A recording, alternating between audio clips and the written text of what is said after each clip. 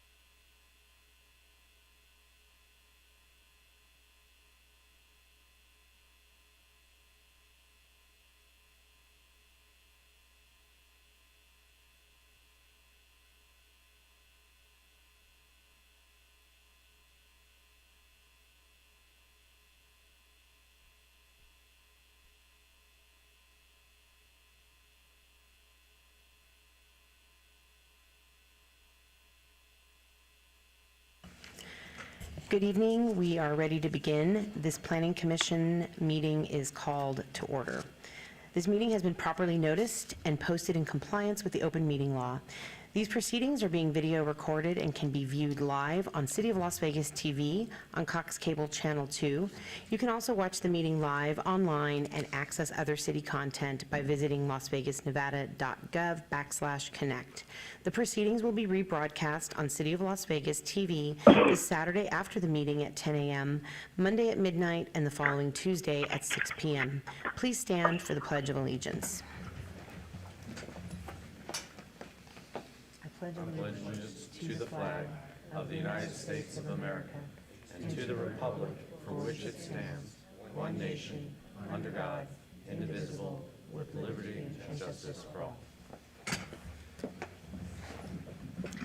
City Clerk, would you please call the roll? Chair Taylor, Present. Acting Vice Chair Schlotman, Present. Commissioner Kusama, Commissioner Kusama, Commissioner Rogan, Present. Commissioner Walsh, Present. Commissioner DeSalvio, Present. Commissioner Mumford. Excused. Thank you, Chair. We have a quorum. Thank you, Madam Clerk. I call to your attention the information printed in your agenda concerning our actions and the appeal and review process if appropriate. Please read this carefully, and if you have any questions, staff is available. Also, the second page of the agenda contains our rules of conduct. We appreciate your adhering to these rules so we can have a smooth meeting. Thank you. Let's move to number 4, which is public comment. During this portion of the agenda, it is limited to matters on the agenda for action. If you wish to be heard, please come to the podium and give your name for the record. The amount of discussion as well as the amount of time any single speaker is allowed may be limited. All comments made under this item for specific action items will be cross-referenced to those items. Are there any members of the public who wish to speak under this portion of the agenda? Great. Okay, seeing none, we will move on to item number 5. For possible action to approve the final minutes for the Planning Commission meeting of January 14th, 2025. May we have a motion, please, to approve the minutes of the Planning Commission meeting of January 14th, 2025? Yes, Mr. Chairwoman, I move to approve. Thank you. There's a motion on the floor. Please vote. Commissioner Rogan, Aye. Commissioner Kusama, Post. And that carries. Now we will move on to number 6. This is for possible action. Any items from the Planning Commission, staff and/or applicant wish to be stricken or held in abeyance to a future meeting may be brought forward and acted upon at this time. These are our housekeeping items. So are there any items that commissioners, staff, applicants, or members of the public would like to pull forward for action? Madam Chair, staff has some housekeeping items. Nicole Eddowes for the record. Staff is requesting to hold item number 10, project number 24-0640, to the March 11th Planning Commission meeting for the public hearing sign to be reposted. The applicant is requesting to withdraw without prejudice item number 16D, 24-0254-VAR2, and 16J, 24-0254-TMP2. Staff is requesting to strike item number 17B, 24-0549-SUP1, as the application is no longer necessary.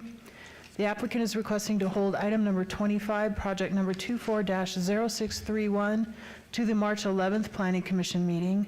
Staff is requesting to hold item number 28, project number 24-0647, SDR1, to the March 11th Planning Commission meeting for public hearing renotification. The applicant is requesting to hold item number 34, project number 24-0668, to the March 11th Planning Commission meeting. And finally, the applicant is requesting to hold item number 35, project number 24-0674, to the March 11th Planning Commission meeting. Thank you. Thank you, Ms. Eddowes. Do any members of the public wish to speak on these items? Okay, seeing none, Acting Vice Chair Schlottman, would you like to make a motion on these housekeeping items? Yes, Madam Chair, through you, on items 10, 25, 28, 34A, 34C, and 35, I move to hold these items in abeyance to the March 11th, 2025 Plan Commission hearing. And on 16D and 16J, I make a motion to withdraw without prejudice. And 17B, for that item to be stricken. Okay. Thank you. That is my motion. Thank you. There is a motion on the floor. Please cast your vote. And post, oh, sorry. Commissioner Rogan and Kusama? Aye. Okay, now please post. And that motion carries. All right, we'll move on to item number 7, one motion, one vote. The following are items that may be considered in one motion, one vote. They are considered routine, non-public, and public hearing items with a staff recommendation of approval. All public hearings and non-public hearings will be opened at one time. Any person representing an application or a member of the public or a member of the Planning Commission not in agreement with the conditions and all standard conditions for the application recommended by staff should request to have that item removed from this part of the agenda. So item number 7, 24-0502, SDR1, applicant Jones Media LLC, owner Reagan Outdoor Advertising of Nevada LLC, for possible action on a land use entitlement project request for the proposed addition of digital LED electronic message illumination to the west face of an existing off-premise sign at 1205 East Sahara Avenue, Ward 3, Diaz. Staff recommends approval. Number 8, 24-0634, SUP1, applicant Wellness by Kelly, owner HUKLFVBP owner LLC, for possible action on a land use entitlement project request for a proposed massage establishment use with waivers to allow a 0-foot distance separation from a parcel zoned for residential use where 400 feet is required, and a 0-foot distance separation from another massage establishment where 1,000 feet is required at 750 South Rampart Boulevard, Suite 8, Ward 2, Seaman. Staff recommends approval. Item number 9, 24-0636, SDR1, applicant Aura Outdoor LLC, owner Kermit L. and Jan L. Waters, for possible action on a land use entitlement project request for the proposed reconstruction and structural modification of an existing non-conforming off-premise sign and addition of digital LED displays at 438 East Sahara Avenue, Ward 3, Diaz. Staff recommends approval. Number 11, 24-0645, SUP1, applicant The Beautiful Event Center, owner the Stephen Traceman Living Trust, for possible action on a land use entitlement project request for an existing banquet facility use at 850 South Durango Drive, Suite 100, Ward 1, Knutson. Staff recommends approval. Item number 12, 24-0658, SCD1, applicant owner Richmond American Homes of Nevada, Inc., for possible action on a land use entitlement project request to allow an internal builder parcel wall that does not conform to Summerlin development standards for height at the southwest corner of Spring Run Drive and Grand Park Boulevard, Ward 2, Seaman. Staff recommends approval.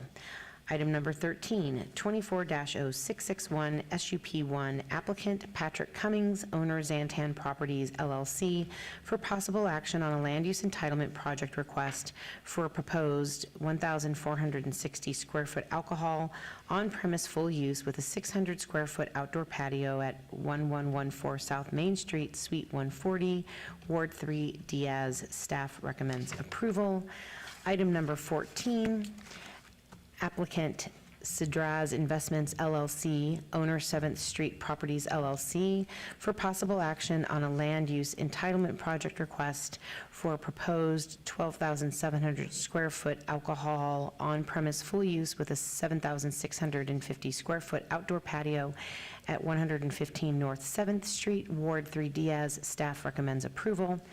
Number 15, 24-0673, SCD1, Summerlin Major Deviation, public hearing, applicant owner Enclave Court LLC for possible action on a land use entitlement project request to allow a proposed caretaker domestic unit and residential accessory structures, that is covered guest parking, covered service parking, electrical service room, and mechanical service room 2 that do not conform to Summerlin development standards for placement and separation on the south side of Enclave Court, approximately 600 feet south of Longspur Drive, Ward 2 Seaman. Staff recommends approval.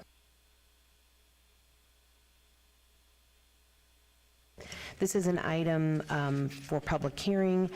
Are there any members of the public wishing to be heard on any of the items in our one motion, one vote section? Come on down.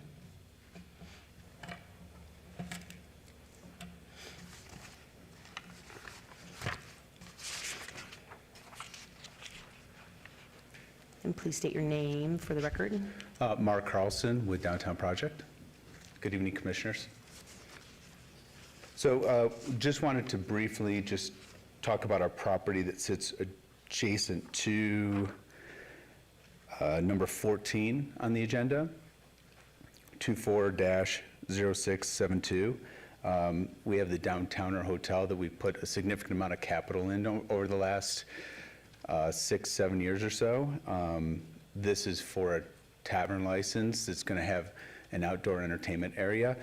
We actually used to lease this property. Specifically, we've leased it for the last decade as a strategic reason because of the hotel that sits behind it and the concern of what would happen having outdoor entertainment with audible music that could be heard by the folks that are staying at that property. So we just wanted to voice our concern over having that open air outdoor music entertainment that's adjoining the Downtowner Motel. Thank you. I'd also mention, we do have ballots. We have about 60 of them. We received them in the mail yesterday. So we literally just caught up with this today. I'm happy to hand those in if you'd accept them.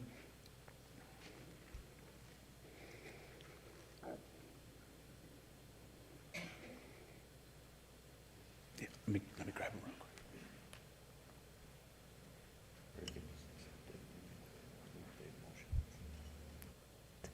Sorry, sir, did you say oh, he's bringing them down.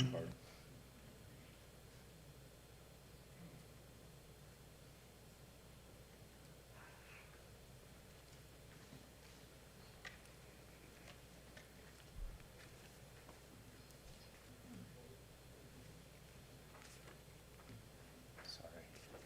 We literally just got this dropped into our hands this evening.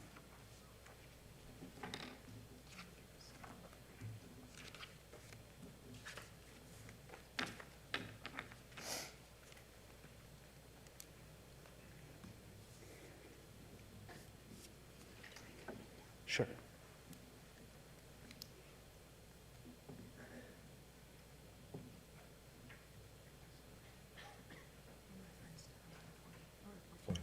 Yes.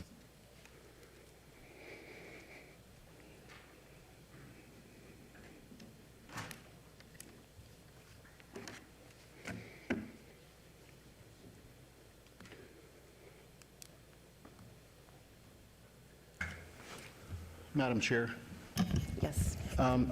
when I seen Mr. Carlson come forward, I was going to ask him if he was the owner of this property, because I know that Downtown Project has leased this property in the past. We've, I think, maybe even done work for these individuals on this property at one point or another, and we have an ongoing business relationship with Downtown Project. And speaking with the city attorney, considering they're bringing something forward with 60 of these postcards, out of an abundance of caution, I'm gonna have to abstain on this. But for those who are here, it seems like you could either vote on this, or you could vote on this, or you could pull this item and have it heard here in a public forum here in a moment, or hold in advance. It's really your choice. Okay, thank you, Vice Chair. Does anyone else have any comments? Commissioner Walsh? Is there?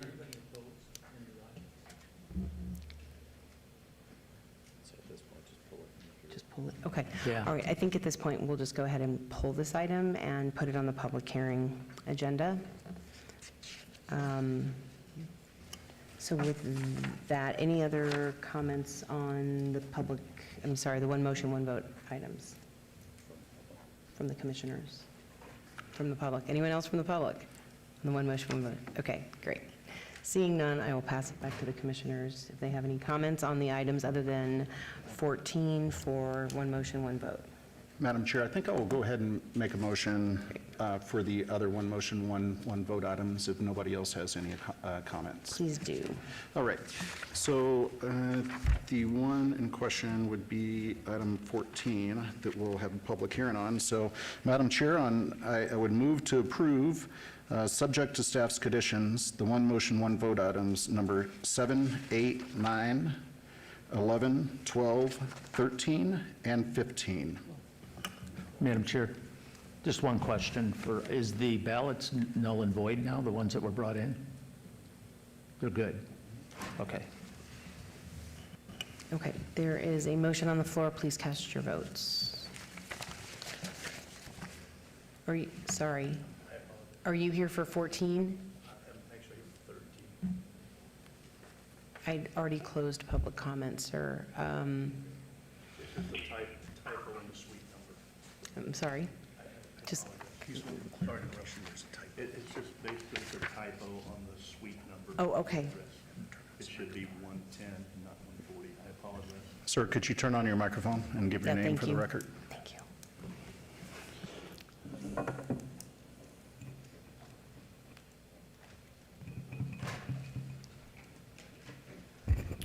Okay, my name is Patrick Cummings, and I'm here on behalf of number 13, Okay, for the special use permit.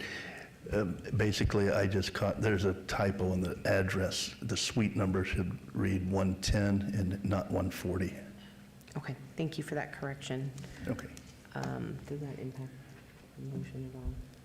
Do you need to Thank you. read that in? Madam Chair, through you, where's 1114 South Main? Oh, I think it's almost to Charleston. it's just on- south of Charleston. On the yes. west side of the road? Yes, sir. Okay, thank you. Oh, thank you. Okay. That clarification made. There's a motion on the floor. Please cast your votes. Commissioner Rogan? Aye. Commissioner Kusama? Aye.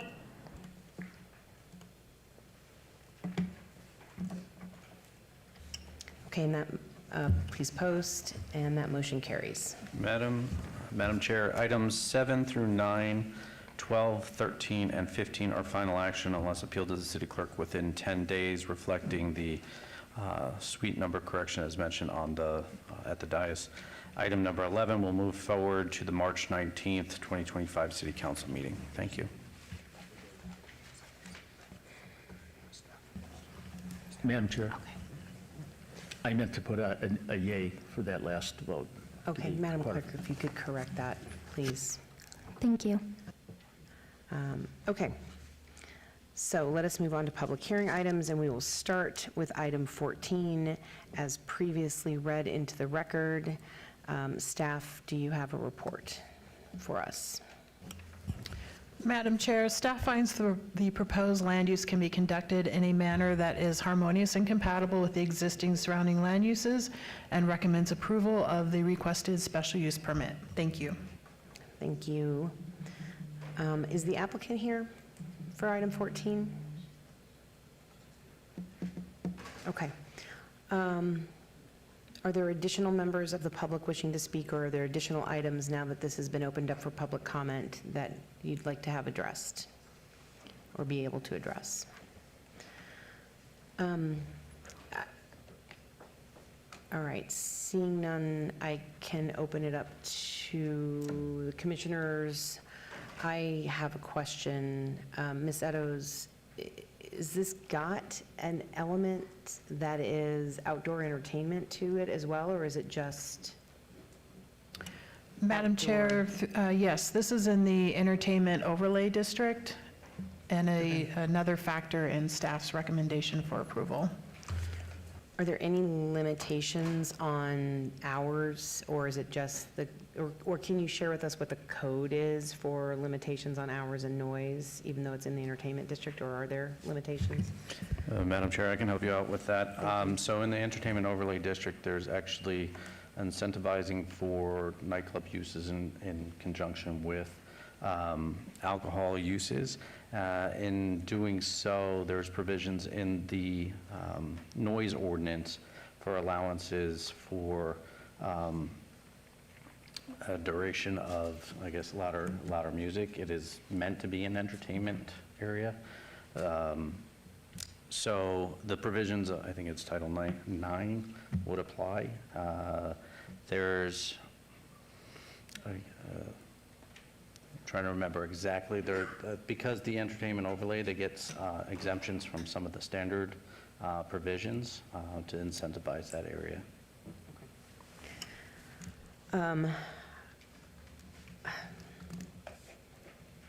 I will say if it is immediately adjacent to a hotel, that gives me pause and concern, but I'll open it up to, I wish that I knew the sort of hours on the exemptions for the entertainment overlay, but I'll open it up to the rest of the commission and see if anyone has any other questions or comments.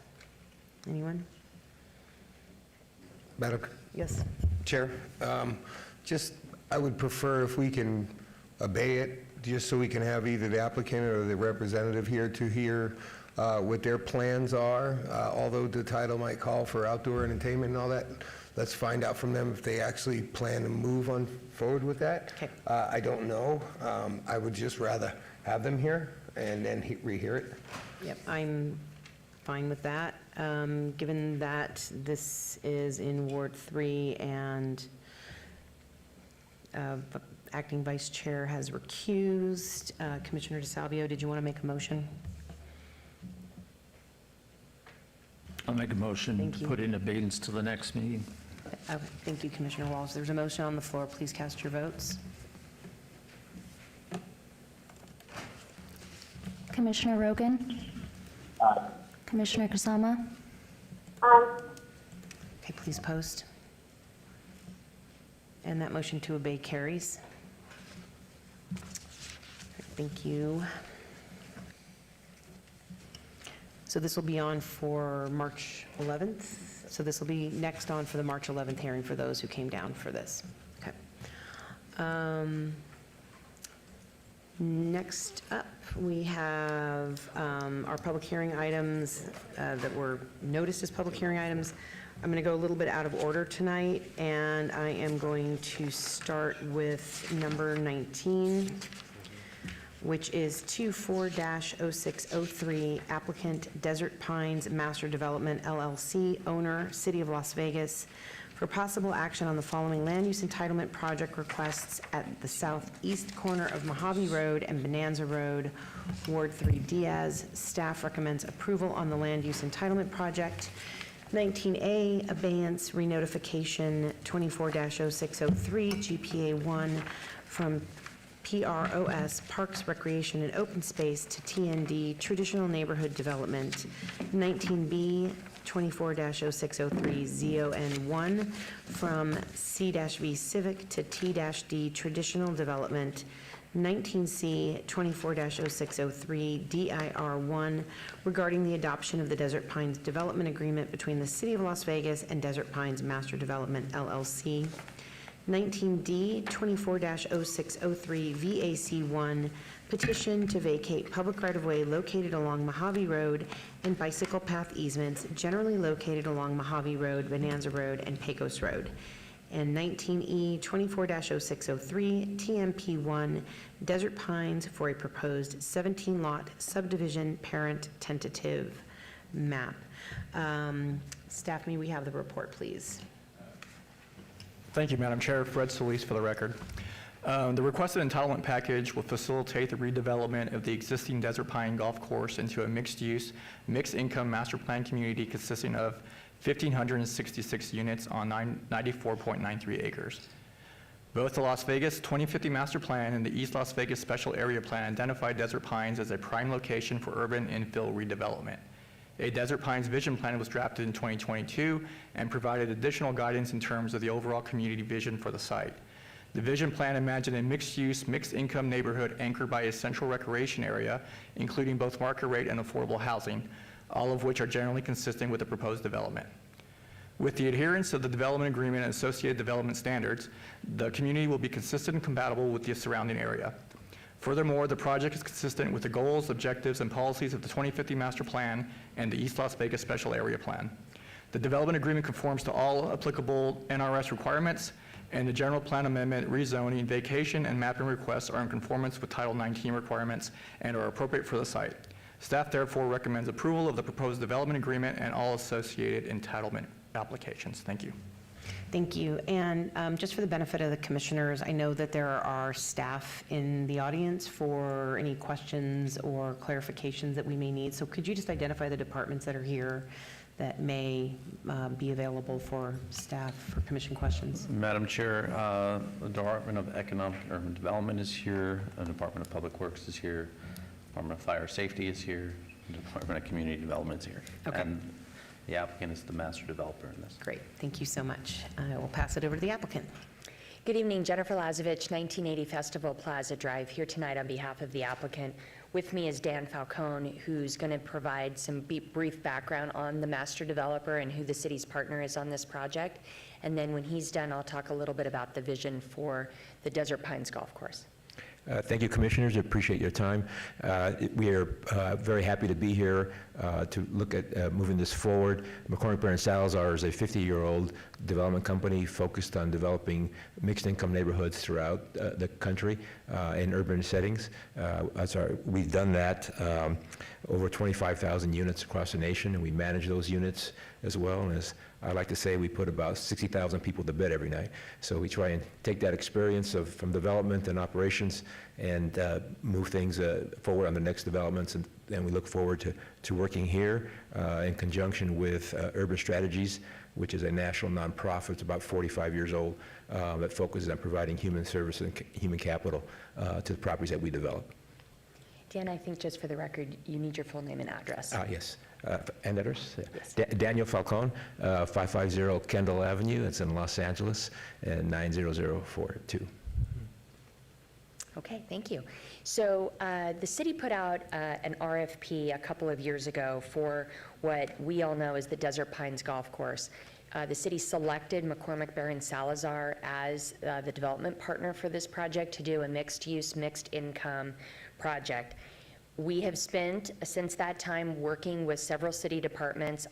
There's so many staff hours that have gone into this, but from community planning with Peter and Fred, economic development with Jonathan and Tracy, Sandy Turner, Jim Lewis, Lucian, Bart Anderson when he was still with us, Sherry with the fire department. I certainly don't want to leave anybody out, but when I tell you it was a lot of hours, it was a lot of hours, and we appreciate that staff time to get us to where we are tonight. So thank you to all of them. The site, as you know, is located just north of the 95 on Bonanza and Pecos. It is just under 100 acres, and I'll talk about why that acreage is about 94 at this time.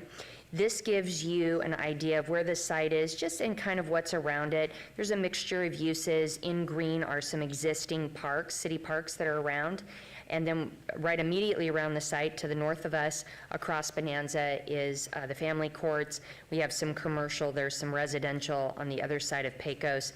And then on the west side of Mojave, a mixture of uses over there as well.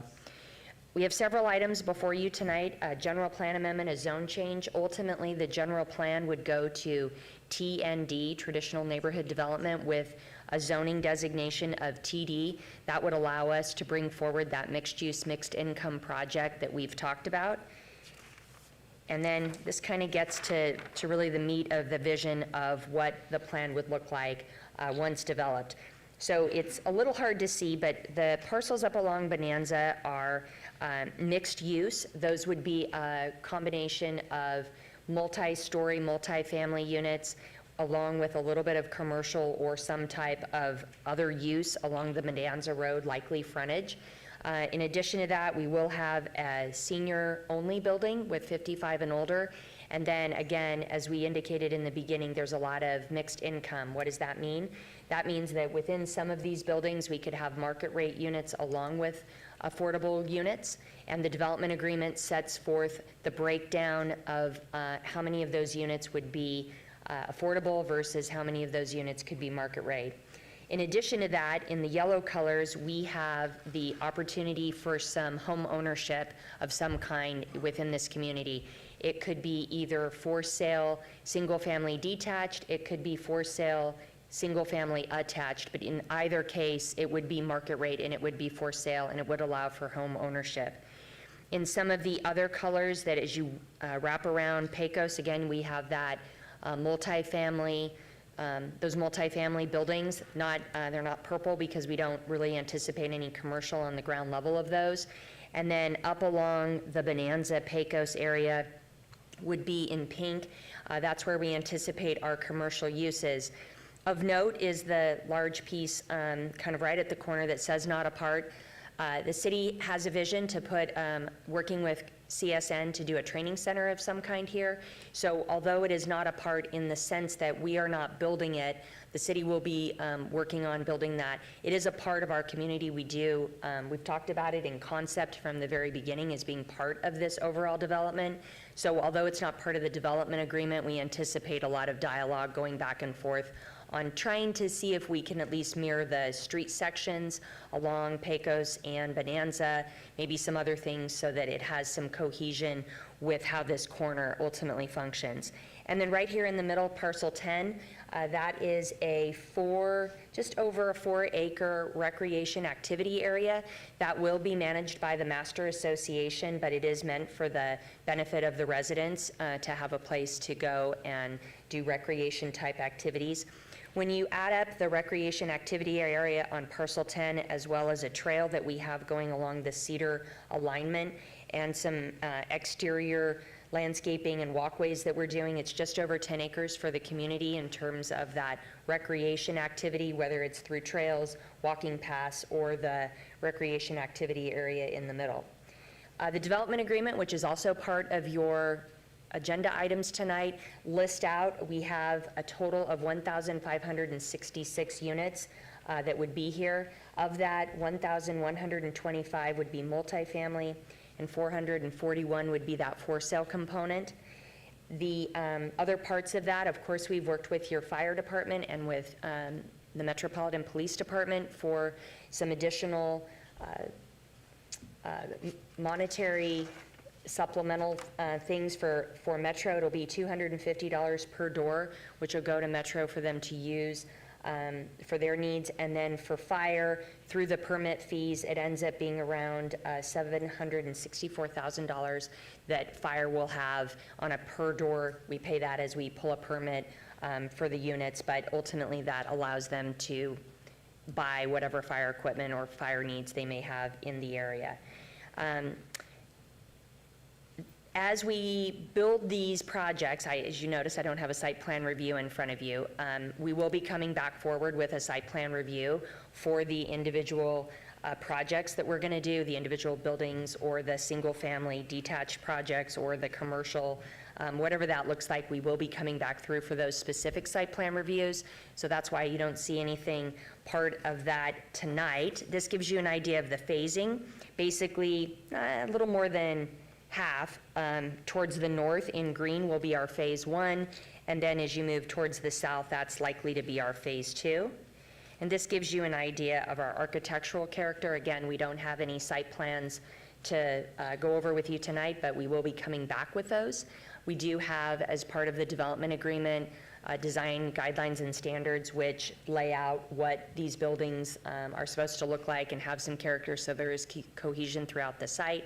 So you'll see that when we start coming back with the individual plans themselves. We've been working on this for a long time, so I appreciate, again, all of staff's time, everybody that's here tonight, and I'm sure between all of us we can answer any questions that you have. Thank you very much. This item has been noticed for public hearing. Are there any members of the public wishing to be heard on this item? Okay, seeing none, I will turn it back to the commission, starting with Acting Vice Chair Schlottman. Thank you. Good evening. And I have a question. I didn't write down your name. Sure. Daniel Falcone, F as in Frank, A-L-C-O-N. Okay. Daniel, or Mr. Falcone, I have a couple of questions. So I like the project. I think it'd be a great project, bring a lot of needed housing that we have downtown.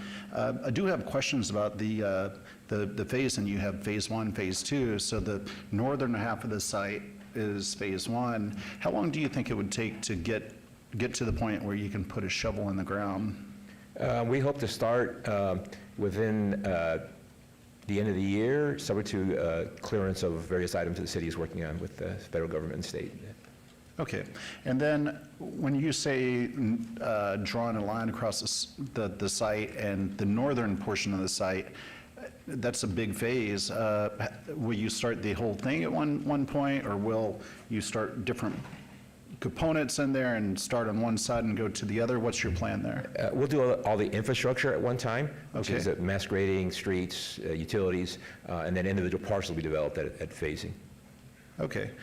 How long do you think it'll take for phase 1? And I know that this is a tricky question because we're in in development world, anything can change with politics, finance, and you name it. But in an ideal world, based on the world that we live in right now, what do you think it would take you to develop phase 1? Is it a 10-year project? Is it? Probably more in the 7-year range, we think, and just, again, because of our commitment to doing the mixed income components, a lot of it's triggered by public investment and that we can garner to achieve those affordability levels. All right, perfect. And then, and you won't start phase 2 until phase 1 is complete?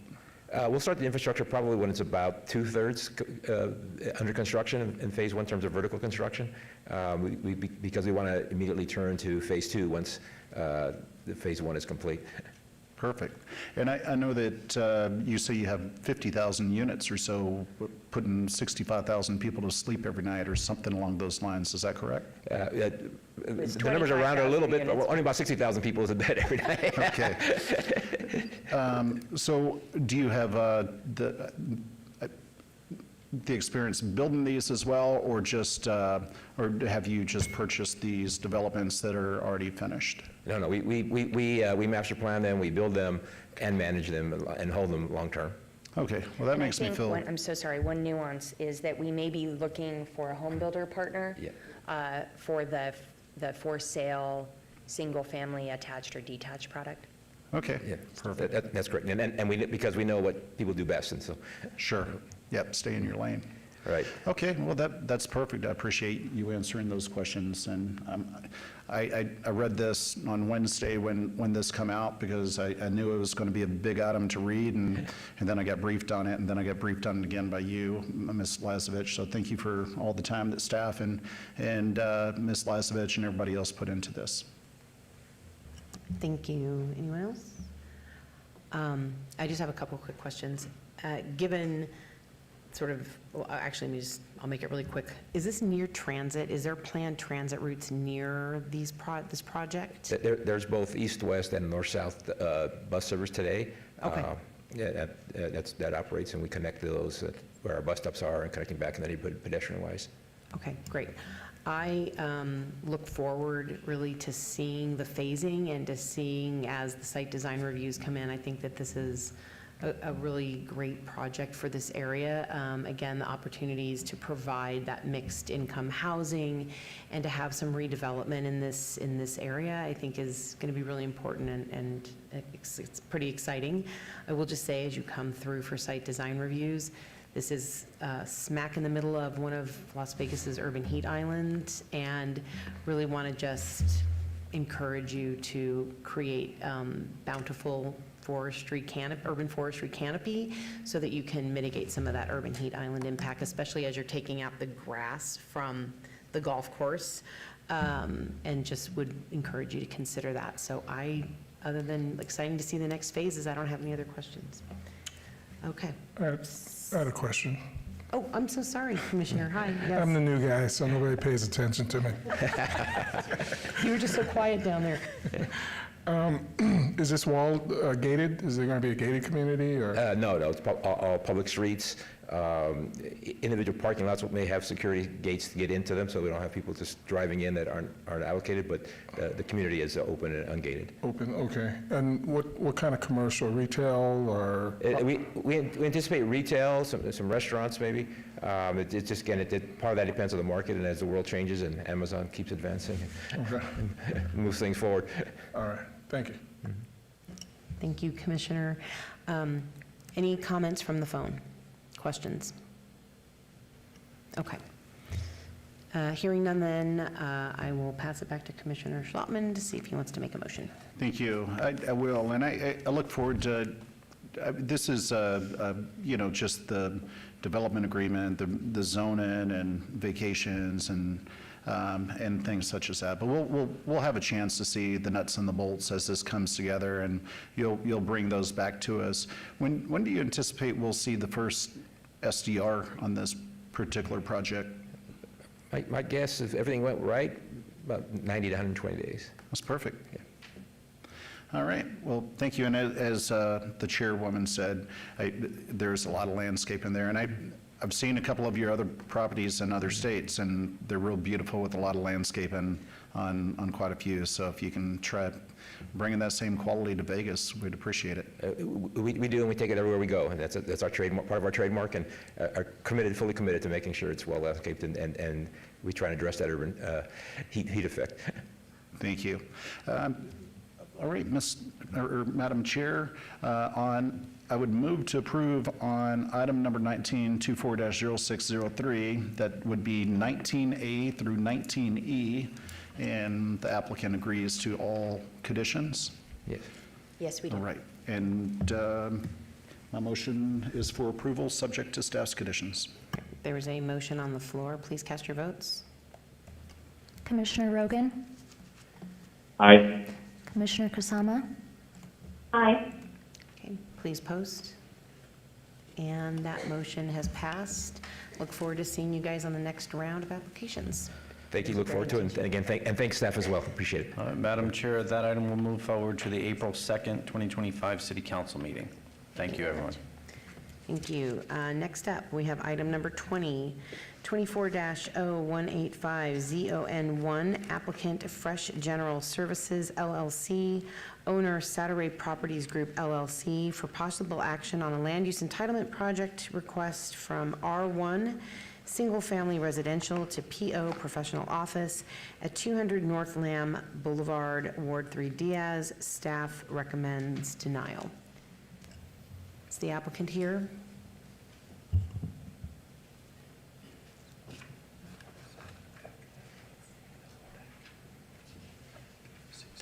Oh, dang it. Sorry. Good evening. How are you guys doing today? Madam Chair. This is I'm- for. Oh, item sorry, 20 sir. Sorry. One moment. I am discombobulated. Hold on one second. Staff may please have the report. Madam Chair, thank you. Steve Swanton, Community Development. The proposed PO zoning district in this location is consistent with the existing office general plan designation and development with the surrounding area. However, the applicant has not submitted development plans for site development plan review that demonstrate how the existing single-family dwelling will be converted into a commercial office development. Furthermore, if the site is rezoned to PO, which does not allow residential uses, and the structure is not converted for commercial use, this would result in a non-conforming use. Staff therefore recommends denial of the rezoning. Thank you. Thank you. Go ahead, sir. Tell us about the project. Yeah, this is also for item 21. It's 20 and 21 are basically the same thing. Okay, so since they are both your projects, we'll go ahead and read in item 21 as well. 24-0186-ZON1, applicant Fresh General Services LLC, owner Saturday Properties Group LLC, for possible action on a land use entitlement project request from R1 Single Family Residential to PO Professional Office at 212 North Lamb Boulevard, Ward 3 Diaz. Staff recommends denial. Staff, may we please have a report on item 21 as well, and we'll handle them both. Ditto.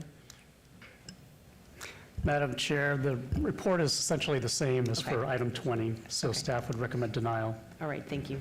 for the same reasons. All right, so please go ahead and talk about both these items. All right, thank you very much for giving me a chance to speak in front of you guys. Basically what we're requesting here is just a simple zone change. We understand that most of Lake Mead between Easton and Charleston is now being looked at as more of a commercial setting.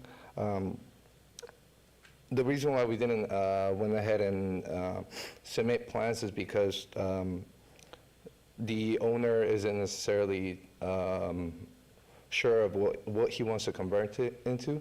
What he wants is a medical office. I know that he has investors looking into it, but he doesn't look to remodel too much of the outside, more of the inside of the building to accommodate it to what better suits the office coming in, which in this case, he specifies mostly in medical. He owns a few offices on Lamb as well that are medical. And, you know, as the outside building, there's really not going to be much change to it. It's just going to be more accommodating the inside for the use that it is.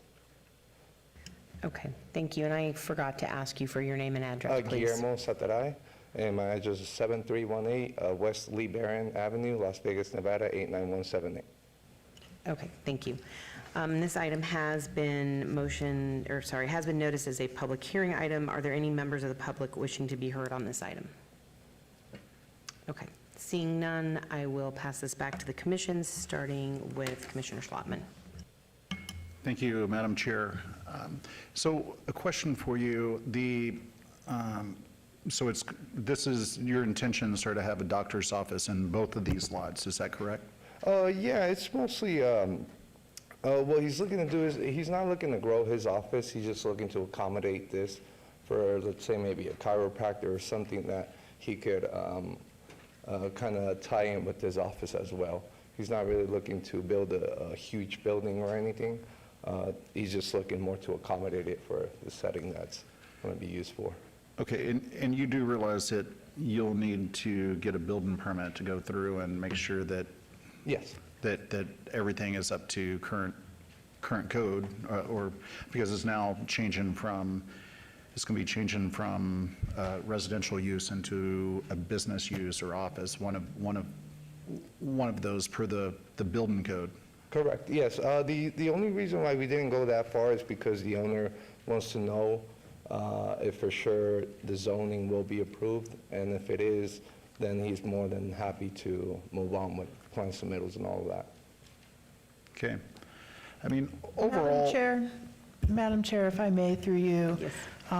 They would need to come through and come before the Planning Commission with a site development plan review to establish a commercial use in that structure. It's not, there's a little bit more than just rezoning it, so it would need to come back before you prior to a building permit being issued. Do you realize that you're going to have to come back before our commission? Yeah. And you didn't want to hold this for 30 days and just get us the application for the SDR and then bring it to us so we can see the whole application package as one?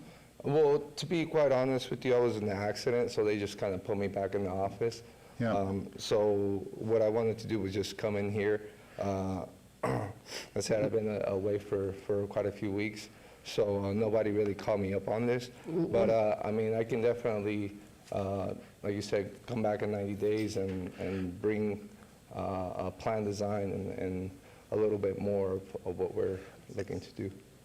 I'm just wondering, I mean, because you could almost get my support here, because there's other professional offices on that neighborhood. I'd just like to see what you're doing as a comprehensive plan, because if you're bringing together zoning, but you don't have a company in site development review, I don't know if you're just trying to rezone without doing anything on this property. And let me ask staff, is this something, if he submitted for SDR, how long would it take to get that onto the agenda and then to notice and get notification out for that? Madam Chair, through you, we would ask for at least a 60-day abeyance, because we would need to hold that. We would need for them to submit plans, and then we would need to hold that pre-application meeting and, consult with the other departments before it be ready for the agenda. I mean, wouldn't you want the entire project to be approved in 60 days versus, having to wait another 90 days? Oh, yeah. I mean, the faster the better. Yeah. It's just, like I said, they're not really looking to do anything to the outside. My guess was, since the previous owner has had similar projects like this in the past, I believe 198 or 152 North Lamb is his, and he just... One second, a question for staff. But it would, even if he's not doing exterior upgrades, it would still require the SDR, is that correct? Madam Chair, through you, yes, they have to do the site development plan review because you're changing the occupancy rating from residential to commercial. So we would need to see how the interior of the project is going to be upgraded to accommodate such items as ADA. So they would need to do, regardless of what they do to the outside, we would need to see how this is going to be converted to a commercial structure. Right, through you, Madam Chair, I'll just add on to that, they'll have to establish the required parking for changing it to an office use. That's primarily a site development review. The zoning district then has requirements for landscaping and buffering. So all of that needs to be depicted in site plans, landscape plans, building elevations, and floor plans as part of a site development review, so we know exactly what the requirements for that site. Subsequent to that entitlement, they would go through the building permit process and update it for the occupancy. Thank you, Director, and through you, Madam Vice Chair. I think it's in your best interest to hold this 60 days. I think you could get my support. Okay. And just bring us some proper documentation. Let me approve it as one whole package. Okay. So yeah, definitely. That would mean we're at February 11th right now, so that'll put us out to March, April 8th. And you'll have to work on just meeting with staff to see exactly what they need, send them the documentation, bring it back, and I'm sure as long as nothing too substantially changes, I would be able to support this. Okay. Okay? That sounds good for me. All right. Thank you. Any other comments? Okay, seeing none. Yeah, Madam Chair, I'll make a motion to hold item number 20 to the... Clerk, would you like me to hold two separate motions? Okay, so on item number 20, 24-0185ZON1, I would move to hold that till April 8th, 2025. Plan Commission hearing. Thank you. There's a motion on the floor. Please cast your votes. Commissioner Kusama? Please post.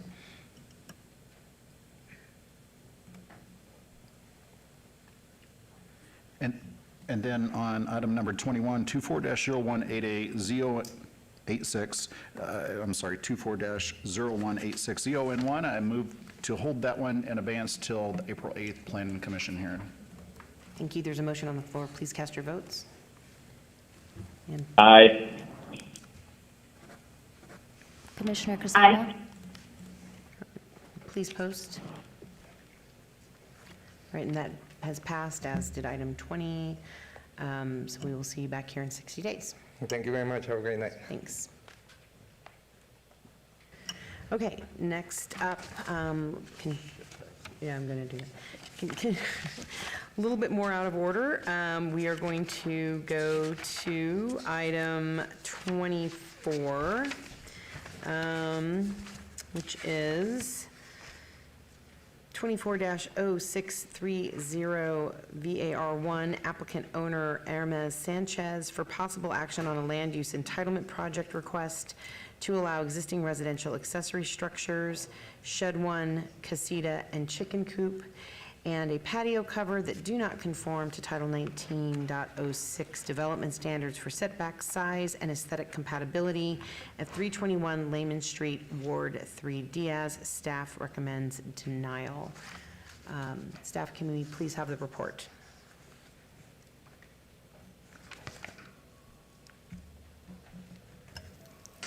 Madam Chair. This request was made in conjunction with the City of Las Vegas Safe Home Improvements Funding and Training SHIFT program and was prompted by an open code enforcement case for unpermitted structures. As there is no hardship related to the site's physical characteristics, staff recommends denial of the variance subject to conditions if approved. And please note there were additional documents of support received after publication. Thank you. Thank you. Good evening. If you could please state your name and address for the record and tell us about the project. Hi, good evening, everyone. My name is Adriana Luna, and this is my husband. Hermes Sanchez. We live in 321 Lemon Street. I don't know if you have a picture of my house, but it's very, very small. It's 899 square feet. So we're here for the variance of the casita. We just wanted to have more extra space. It's for the family use. Sometimes his parents come over or mine and stay a week or 2 weeks, and we really needed some space for them. And we use that shed for storage because we don't have any garage. And like I say, that there's no space in the house. Yeah. Okay, thank you very much. This item was noticed as a public hearing item. Are there any members of the public wishing to be heard? Okay, seeing none, I will pass it back to the commission, starting with Commissioner Schlottman. Thank you, Chairwoman. All right, so on this particular item, I think on shed number 2, we spoke prior to the meeting, you're willing to take that particular shed down, is that correct? Yes. Okay. Look, the chicken coop in the corner, I think, is low enough to where your neighbors aren't going to see it. The patio cover 2 and 1 on the front and back of the house, that looks fine to me. It looks like it's integrated into the structure. You built a casita. You know you're gonna. You didn't get permits on this, did you? No. So you know you're gonna have to go back and get permits on the casita and all the structures here. Okay. Yeah. So with the deletion of that shed number 2, maybe I can see about having the staff read something into the record for me, a condition. Madam Chair, through you, the condition would be proposed to be added to say shed 2 as depicted on the site plan, date stamped 12/10/24, December 10th, 2024, shall be removed within 90 days of final action. And that would be what condition? It would be an added condition. Added condition, thank you. Thank you. Let me pass it on to the rest of the commission. Anyone have any comments? No, just one question. Did you talk to your neighbors on each side of your house? Yeah, and they say that they don't have any problem with it. I have some letters, if you want to see them. That'd be great. You give it to the clerk. Thank you.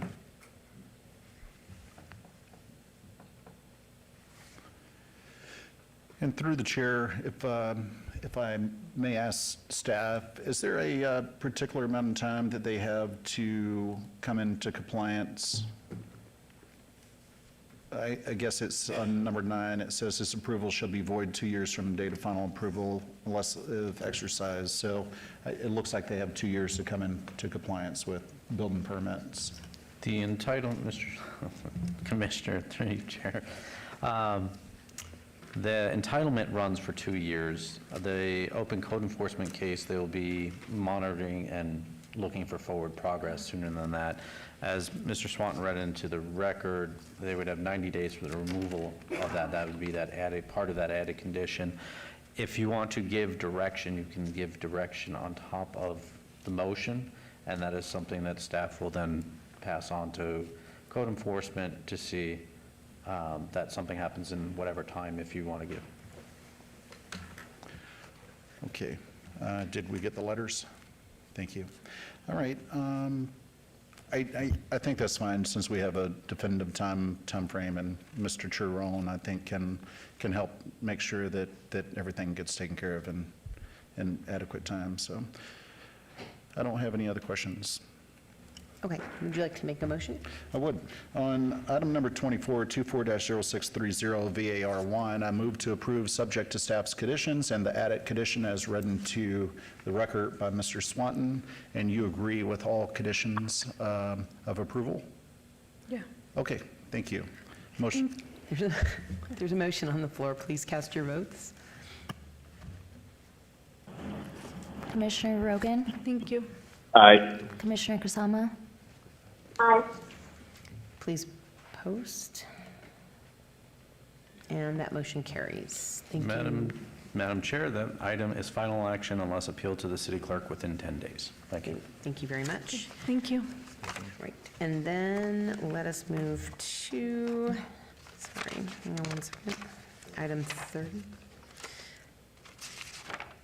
Yes, item 30, which is 24-0652 VAR1, applicant owner Leticia Gonzalez and Solomon Gonzalez Montez for possible action on a land use entitlement project request to allow existing residential accessory structures, shed and carport, and an existing front yard fence that do not conform to Title 19.06 development standards for setbacks, separation, size, height, and aesthetic compatibility at 1809 Benita Avenue, Ward 3 Diaz. Staff recommends denial. May we please have the staff report?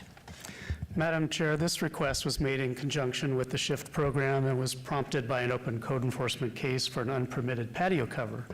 As there is no hardship related to the site's physical characteristics, staff recommends denial of the variance subject to conditions if approved. Please note there were additional documents of protest received after publication. Thank you.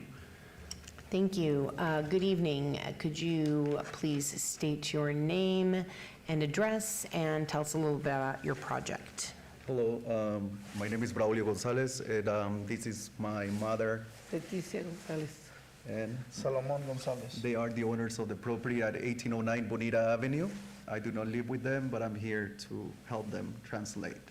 I would like to tell you something about the house at 1809 Bonita Avenue.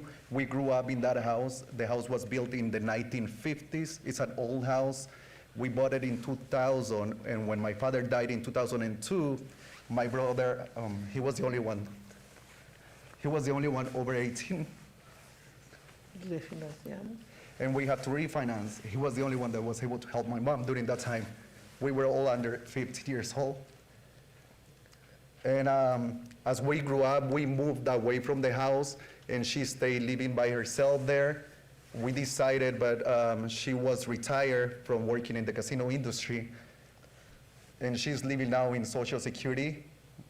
Of course, we help her as we can, and we decided to do a carport because when we bought the house, the carport was built, and it was wood, so we decided to upgrade, and we decided to make it a little bit bigger because we have a vehicle for her, so she could go to the doctor. Okay. And well, the project wasn't finished.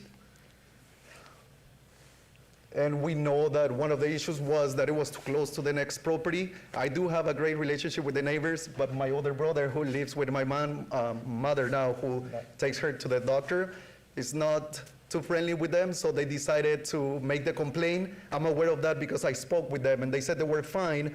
The detached carport that shows here on the side, that is a line to their property, my brother was gonna put some canals for the water when it rains, so it wouldn't go into their property. And when I spoke to them, that was the issue that they reported, because they thought that when it rained here in Vegas, all the water was gonna go to their property. But it was days after we finished, or he finished doing this project, and that's why we didn't have the chance to finish the whole project, and they didn't see it. Also, I saw that there's a complaint in regards to the fence on the sides. We do have the permits. They were built in 2004. We didn't submit it before because she couldn't find them, but she found them, and I have the permits for the walls. And like I said, it's an old house. It doesn't have a garage, and we wanted to protect just the vehicle that she has to go to the doctor, and that's why we built it a little bit bigger. There was a carport before, but it was wood, and I didn't bring any pictures. But you can see the structures there, that it was there, and we don't know when it was built, because when we bought the house in 2000, it was there already, so we don't know when that was placed. I don't know, ¿quieres decir algo? Sí, no. Dile que lo que no queremos es dañar al vecino, nunca hemos tratado de... Okay, so he said we have always been friendly with all the neighbors, and we didn't want to harm anyone or their property, but he didn't have the chance to put the canal on the side of the carport. Cuando la barda, él quedó de darnos. Yeah. Pero lo hicimos la barda porque la perra... Sí. And we do have the permits here with us now for the fence. Okay. ¿Quieres decir algo? Oh, no. She had a question, but I will answer that later. Okay. Did you want to provide copies of the permits to the clerk? Yeah, definitely. I do have them here. Anything else about the project? No, thank you for listening to us. I'm excited. I always wanted to come here, not in this position, but it's exciting, and I was practicing, but it didn't come out the way I wanted. You did great. Okay. This item was noticed as an item for public hearing. Are there any members of the public wishing to be heard? Seeing none, as soon as the clerk gets those records, I will pass it back to the commission, starting with Commissioner Schlotman. Thank you. And I'm going to take a quick look real quick, but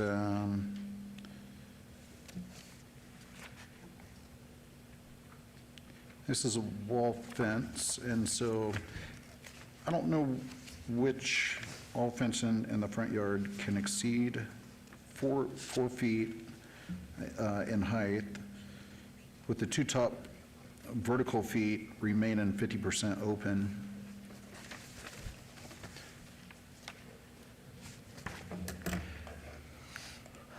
It may be that those columns are higher than 4 feet, or maybe the spikes or something, but regardless, I'm fine with the fence. That's not an issue, so we should probably just leave it on the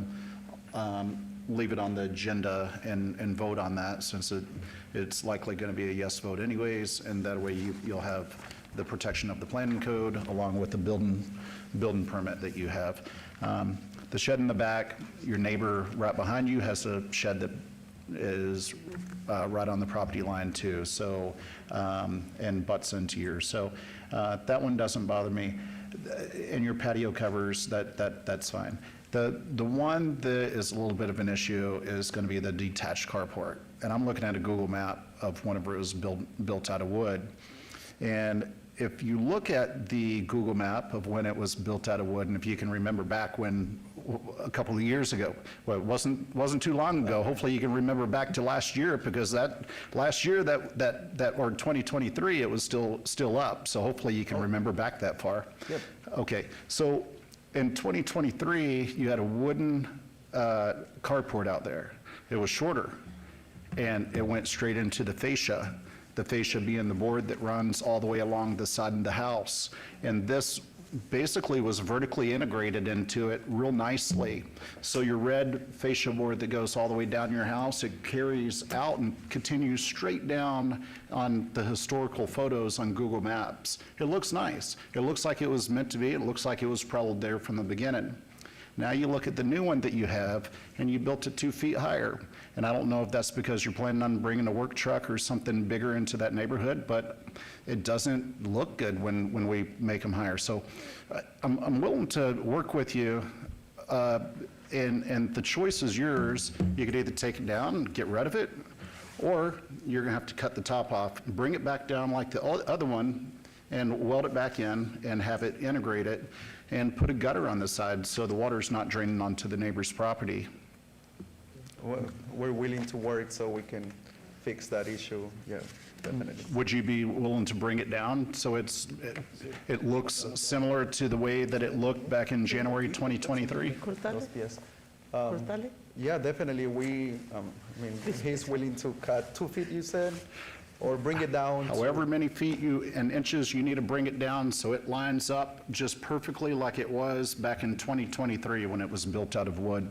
Yeah, no, definitely, yeah, he tried to make it better, that's why maybe it went higher, but we are willing to work with everything so it can be approved. Okay.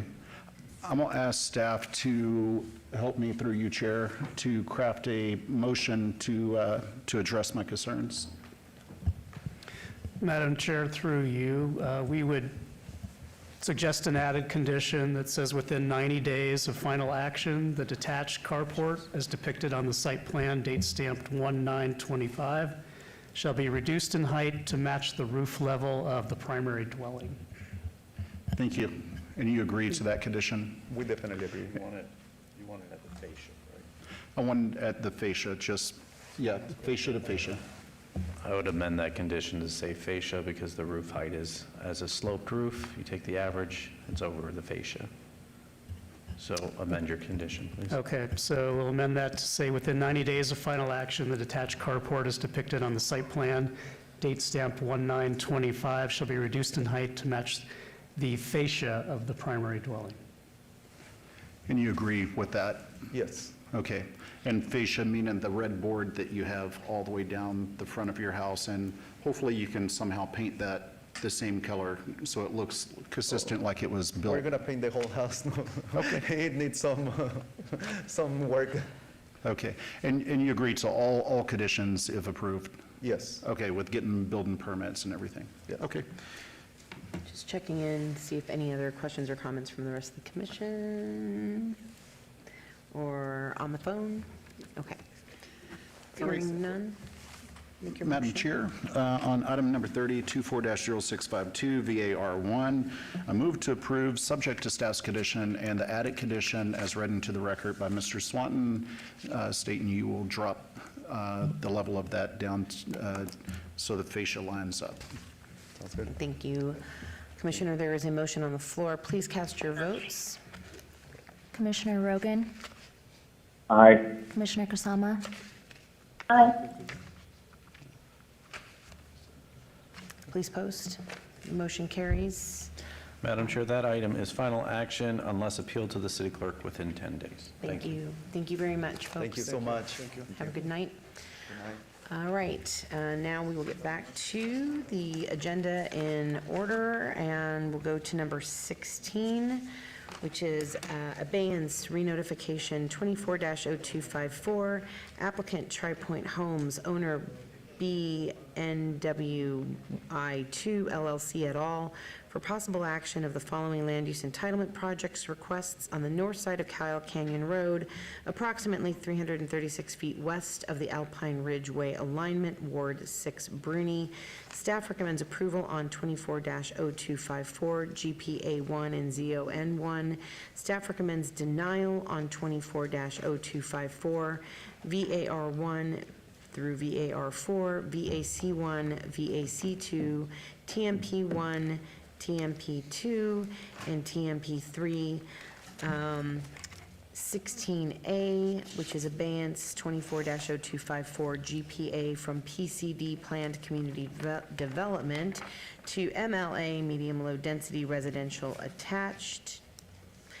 Abeyance 16B 24-0254 ZON1 from U Undeveloped PCD Planned Community Development General Plan Designation to R TH Single Family Attached.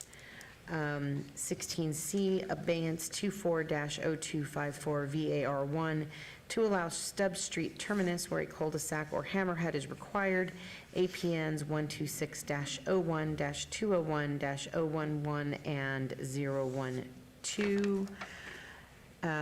16E, 24-0254 VAR3 to allow Stubb Street termini where cul-de-sac or hammerhead terminus is required, and to allow a 1.27 connectivity ratio where 1.3 is the minimum required, APNs 126-01-301-005, 006, 007, 014, and 015. 16F, 24-0254, VAR4 to allow proposed retaining and perimeter walls that do not conform to Title 19.06 development standards for height, APNs 126-01-301-005, 006, 007, 014, and 015. 16G, abeyance 24-0254, VAC1, petition to vacate existing U.S. government patent easements and right-of-way, APNs 126-01, -201-011 and 012. 16H, abeyance 24-0254, VAC2, petition to vacate existing U.S. government patent easements and right-of-way, APNs 126-01-301-005, 006, 007, 014, and 015. Abeyance 16I, abeyance 24-0254, TMP1, Kyle Canyon and SMP North for a proposed 47-lot single-family residential subdivision, APNs 126-01, 201, 011, and 012. 16K 24-0254, TMP3, Kyle Canyon and SMP South for a proposed 68-lot single-family residential subdivision with a waiver of perimeter landscape buffer requirements, APNs 126-01-301-005, 006, 007, 014, and 015. Please state your name and address for the record and tell me about the project. Oh, I'm so sorry. It was so long. I just was really excited to get into the project. Apologies. Please, staff, may we have the report? Madam Chair, staff received revisions from the applicant late in the day on February 3rd and then again on February 4th, which was the same day as agenda posting. This did not give staff an opportunity to review the revised tentative map, and staff had requested the applicant hold the item to give staff a chance to review the revisions and update the staff report, but refused to do so. The applicant is proceeding at risk tonight. Among those changes are: the applicant is requesting to amend general plan amendment request to ML medium low. The applicant is requesting to amend rezoning request to R1 for APNs 126-01-301-005, 006, 007, 014, and 015 only. The applicant is requesting to amend rezoning request to RSL residential small lot for APNs 126-01, 201, 011, and 012 only. The applicant submitted revised drawings that reduce the number of lots for tentative map 24-0254-TMP1 from 47 lots to 34 lots. Staff finds the amended general plan designation and rezoning designations compatible with the surrounding area and recommend approval of both. In addition, staff has no objection to the petitions to vacate and recommends approval of both of those as well. Staff does not support the use of substandard streets with stub terminations and recommends denial of all variances and both tentative maps. Please note additional documentation of support was received after publication. Thank you. Thank you. And now with that very lengthy intro, would you please state your name and address and tell us about the project? Good evening, Jennifer Lazovich, 1980 Festival Plaza Drive, here tonight on behalf of Tri Point Homes. The location of the property is just north of Kyle Canyon Road and along the east side of Schaumburg. Log cabin will run in between the two projects, which I'll show you in a minute. This particular development has been on your agenda a number of times as we've worked with Ward 6 to try to see what the vision should be out in this area as you transition up Kyle Canyon Road. Where we started is not where we are today, but where we are today might be better. It's lower density and it's all a single-family detached project. I say it as one project, although it is split between Log Cabin Way, which was important to Public Works, that for circulation, Log Cabin Way go all the way through. Even though it's not a road that goes very far to the east, they still wanted to have that circulation and flow. So when that happened, that separated the two projects into something to the north and something to the south. The project that's before you today is both of them are single-family detached projects. The project in the yellow that is south of Log Cabin Way has a density of 3.5 units to the acre. It is proposed to be gated. And then the project that is north of Log Cabin Way has a density of 3.2. The blue area in the project to the north is a requirement at this time to be a detention basin, just based upon where this is and the lack of other regional flood control facilities in the area. So our project is required to contain that on site. In addition, we have some provided open space areas that are for the residents of both communities. Both communities are gated, but this community would have the ability to get access to this small parkette. And what we're proposing to do there is a volleyball court with some additional open space in there. We could explore some type of, I'll say, art installation, but really it's for the benefit of the residents in this community as well as the residents in the community to the south.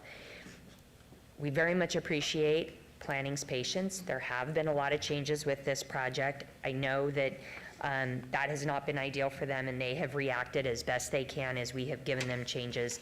The latest of which was losing about 14 lots on the north side. Again, it was single-family homes, detached, but we lost some more lots, and we made the lots that we had a little bit bigger. So that was the change referenced that we're kind of proceeding at risk with right now as we move to City Council. But given the length of time that we've been in the system trying to get a vision for the site, that's unfortunately the reason why we couldn't hold it tonight, and we appreciate the ability to move forward tonight.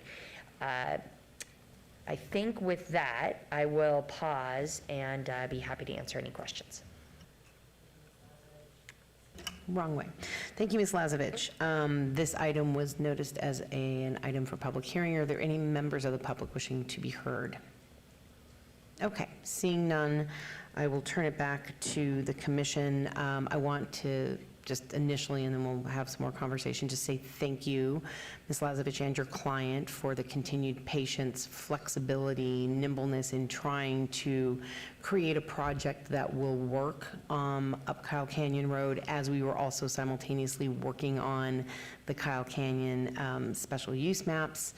And I know it's been a long journey, but I really, again, appreciate that, the efforts that have been put in and the discussions and the collaboration and your client's continued commitment to bringing us neighborhoods and not just subdivisions by putting in green space and not just houses. So I'll probably have a few more things to say, but just want to see if anybody else on the commission has any comments, starting down here. Okay, yes. Thank you, Madam Chair. I was actually surprised to see this on the agenda. I think we worked on this almost 2 years ago. This is next to the, if I'm not mistaken, the tavern, Yes, right it on is. the hard corner there, right? Yes. I'm glad to see that you made it less intrusive. I know back 2 years ago when we looked at this, we were looking for like a lot of affordable housing spaces. There was not too much out there 2 years ago. It was still everybody trying to put things together. So I'm definitely glad to see the open space, the larger lots to be more harmonious and compatible. The only question I have is the blue, is that for drainage? It is for drainage, that's right. Okay. I could definitely support it because I supported it the last time, and now it's less intrusive. The only question I have, as we like to do out in Ward 6, is the 36-inch box trees. Would that be something that would be considered in lieu of the 24-inch box trees? Sure, we could do 36-inch box trees around the perimeter. And that's what I was thinking, at least around the perimeter. Other than that, I mean, I would be able to get behind it just because this is something that I took on like 2 years ago, and I still support it. Thank you. Thank you. That raised one thing that I neglected to mention. Part of what we added here was on the north side, a trail on the outside of the property on the north side, because the ward has worked with other developers to the east of this as you move down Ruston Road to try to get a trail. And so even though you kind of have to do it as each project comes in before you, you have asked for it, and we incorporated that. So hopefully the other pieces in the middle will do it too, and it'll create a nice trail for anybody to use on the north side. Anybody else? Any other comments? Okay.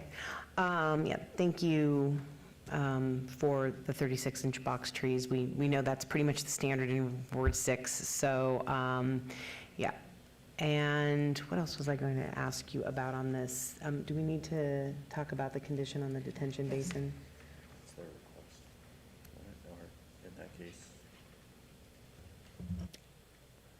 So, Madam Chair, for our previous conversations about in the future, if the detention basin is no longer needed due to regional flood control measures being in place, and then the redevelopment of that into additional residential units, there has been discussion on an additional condition being placed on tentative map 1 of this project, reading, if in the future the on-site detention basin is determined by the city engineer to no longer be needed, a maximum of 3 additional lots could be added.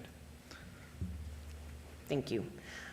Is that something that your client can agree to, since that's something we've been discussing recently? Yes, it took me a minute. I didn't understand the math, so there's been a lot of back and forth trying to get to what that means. But just so, it would be that if in the future this blue area ever was no longer needed, it would make sense if you could maybe add some additional homes. So it was trying to do the math with how many homes you could add in there, and I think. And for clarity, since this is not advertised for those additional lots, in the future, if this was to occur, it would have to follow whatever appropriate mapping procedure, may it be a new tentative map or some other mapping action at that time. Yes, agreed. Yeah, thank you. And again, just some context for the work that we've been doing in Ward 6 on this project. It was a much higher intensity, higher density project. And given the sort of unique nature of Kyle Canyon Road and the Kyle Canyon special use plan, we really wanted to make sure that it was harmonious and compatible with any development that may be then guided by the final vote on the Kyle Canyon plan.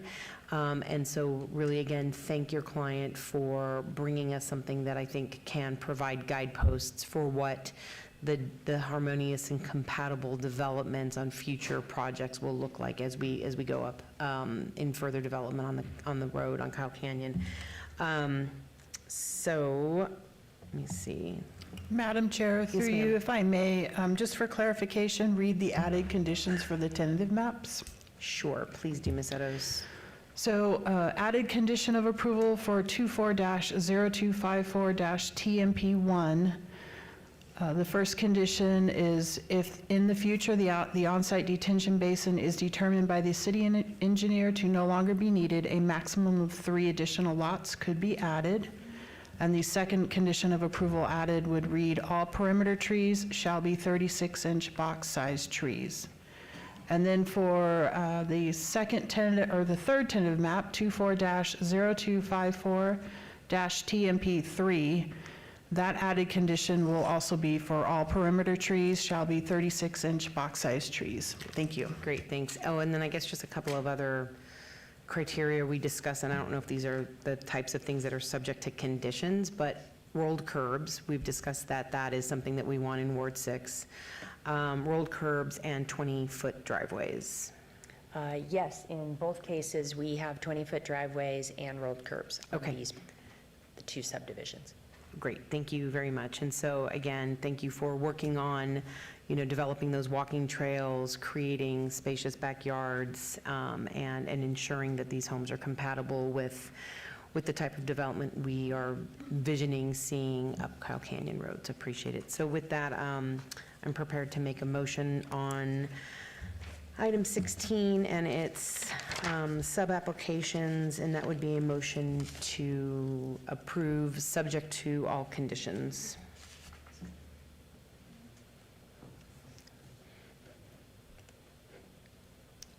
There's a motion on the floor. Please cast your votes.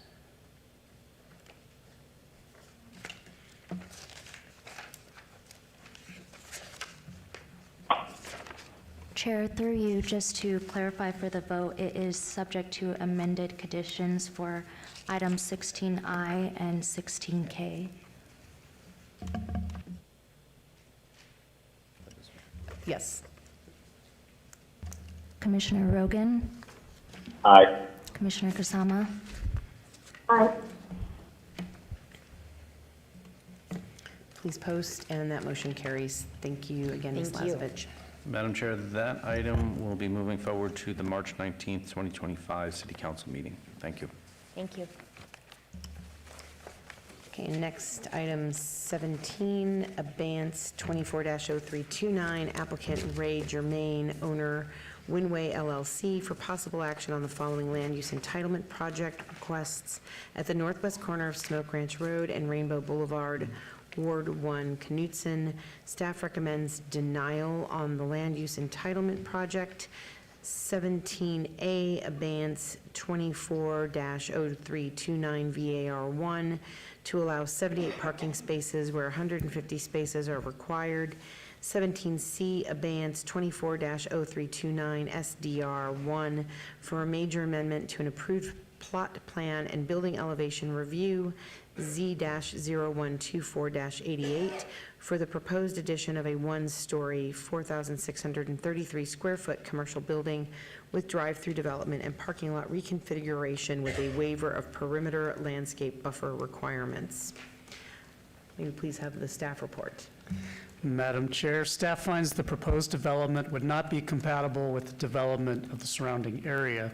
In order to achieve the proposed design, approximately 40% of the required number of parking spaces would not be provided, and reductions in required perimeter and parking lot landscaping are needed.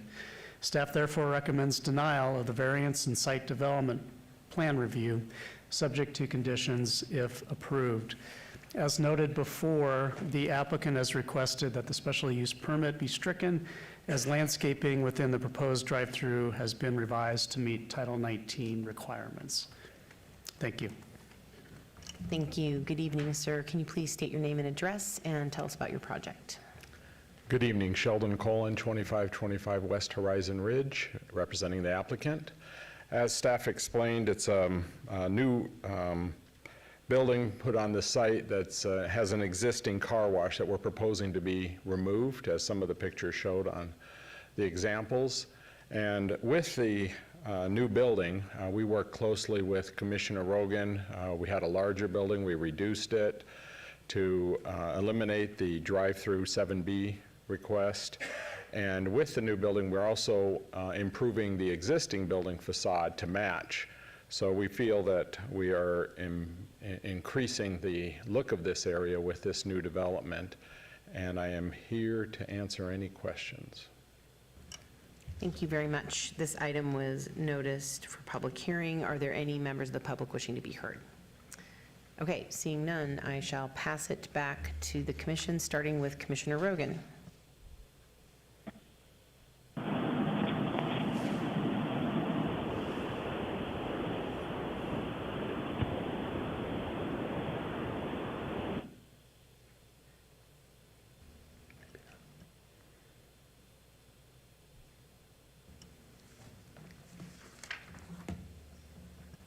Commissioner Rogan, can you hear us? Oh, yes, I can hear you now. Thank you. I couldn't hear if there was any public comment. We were providing you the first opportunity, Commissioner, to ask any questions, provide comments, or seek clarifications. Thank you so much. We lost you there for a moment.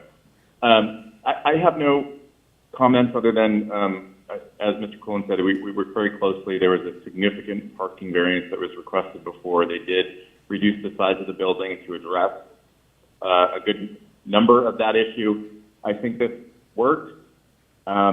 Again, with parking, I feel as though it's up to the business to determine whether there's sufficient parking for the businesses that they propose to exist at that location. So I am ready to make a motion for approval unless there's other comments. Thank you, Commissioner Rogan. Are there any other comments? Sorry, one moment.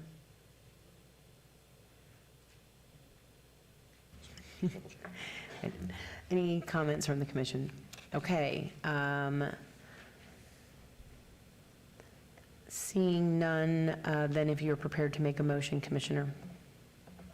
My motion is a motion for approval on project number 24-0329, subpart 17A through 17C, subject to all of staff conditions. Thank you. There is a motion on the floor. Please cast your votes. Chair, through you, for clarification, it's for 17A and 17C. 17A and 17C, correct? Yes, Yes. thank you. Thank you for the clarification. Commissioner Kusama? Aye. Okay, please post, and that motion passes. Thank you. Madam Chair, that item will move forward to City Council on March 19th, 2025. Thank you. Thank you. Next up, item number 18, renotification 24-0510 ZON1 applicant Champion Resource Group LLC owner DFA LLC for possible action on a land use entitlement project request from RE Residence Estates to C2 General Commercial, generally located at the southwest corner of Washington Avenue and Harvey Munford Street, Ward 5, Summers Armstrong. This item was remanded back to the Planning Commission as a result of notification error. Staff recommends denial. May we have the staff report, please? Madam Chair, this item was originally heard and approved by the Planning Commission on December 10th, 2024. A notification error was discovered prior to City Council, and the item was remanded back to you, the Planning Commission, in order to be renoticed and reheard prior to moving forward to City Council.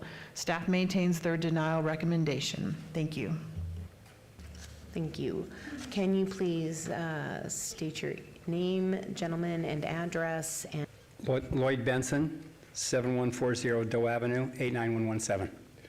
Mac McKnight, 4310, I got a bad cold. 4310 Plumeria Mist. thank you. And if you wanted to briefly summarize the project again.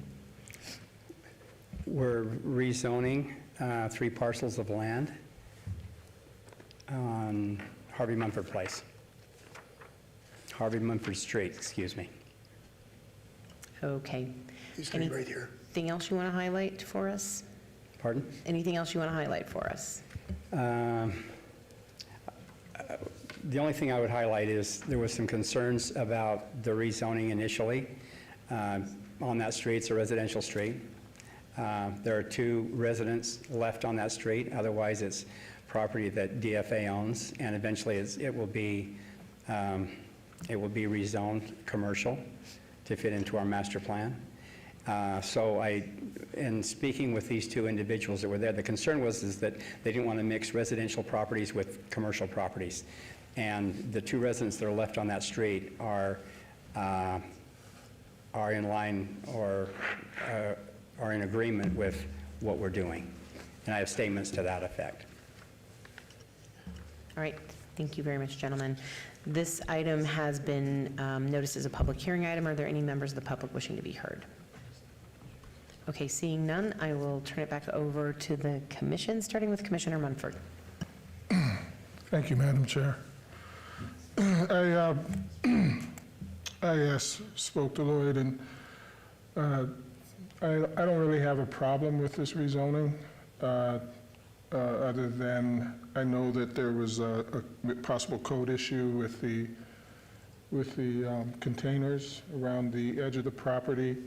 From what I understand, what Lloyd told me is that they spoke with code, that they would, and code seemed fine with it if they were to paint all those containers the same color. Also, and from what I understand, they spoke to the residents on that street who seemed all, they were fine with the rezoning, of those two properties, and one of them being my dad's old property. But I have no problem with it, and I'd like to move to approve. Okay, let's just see if anybody else, any other comments? Okay, that's the motion on the floor then. I'd like to, let me find the right one here. I'd like to motion to, on item 80, re-notification -240510-ZON1 rezoning.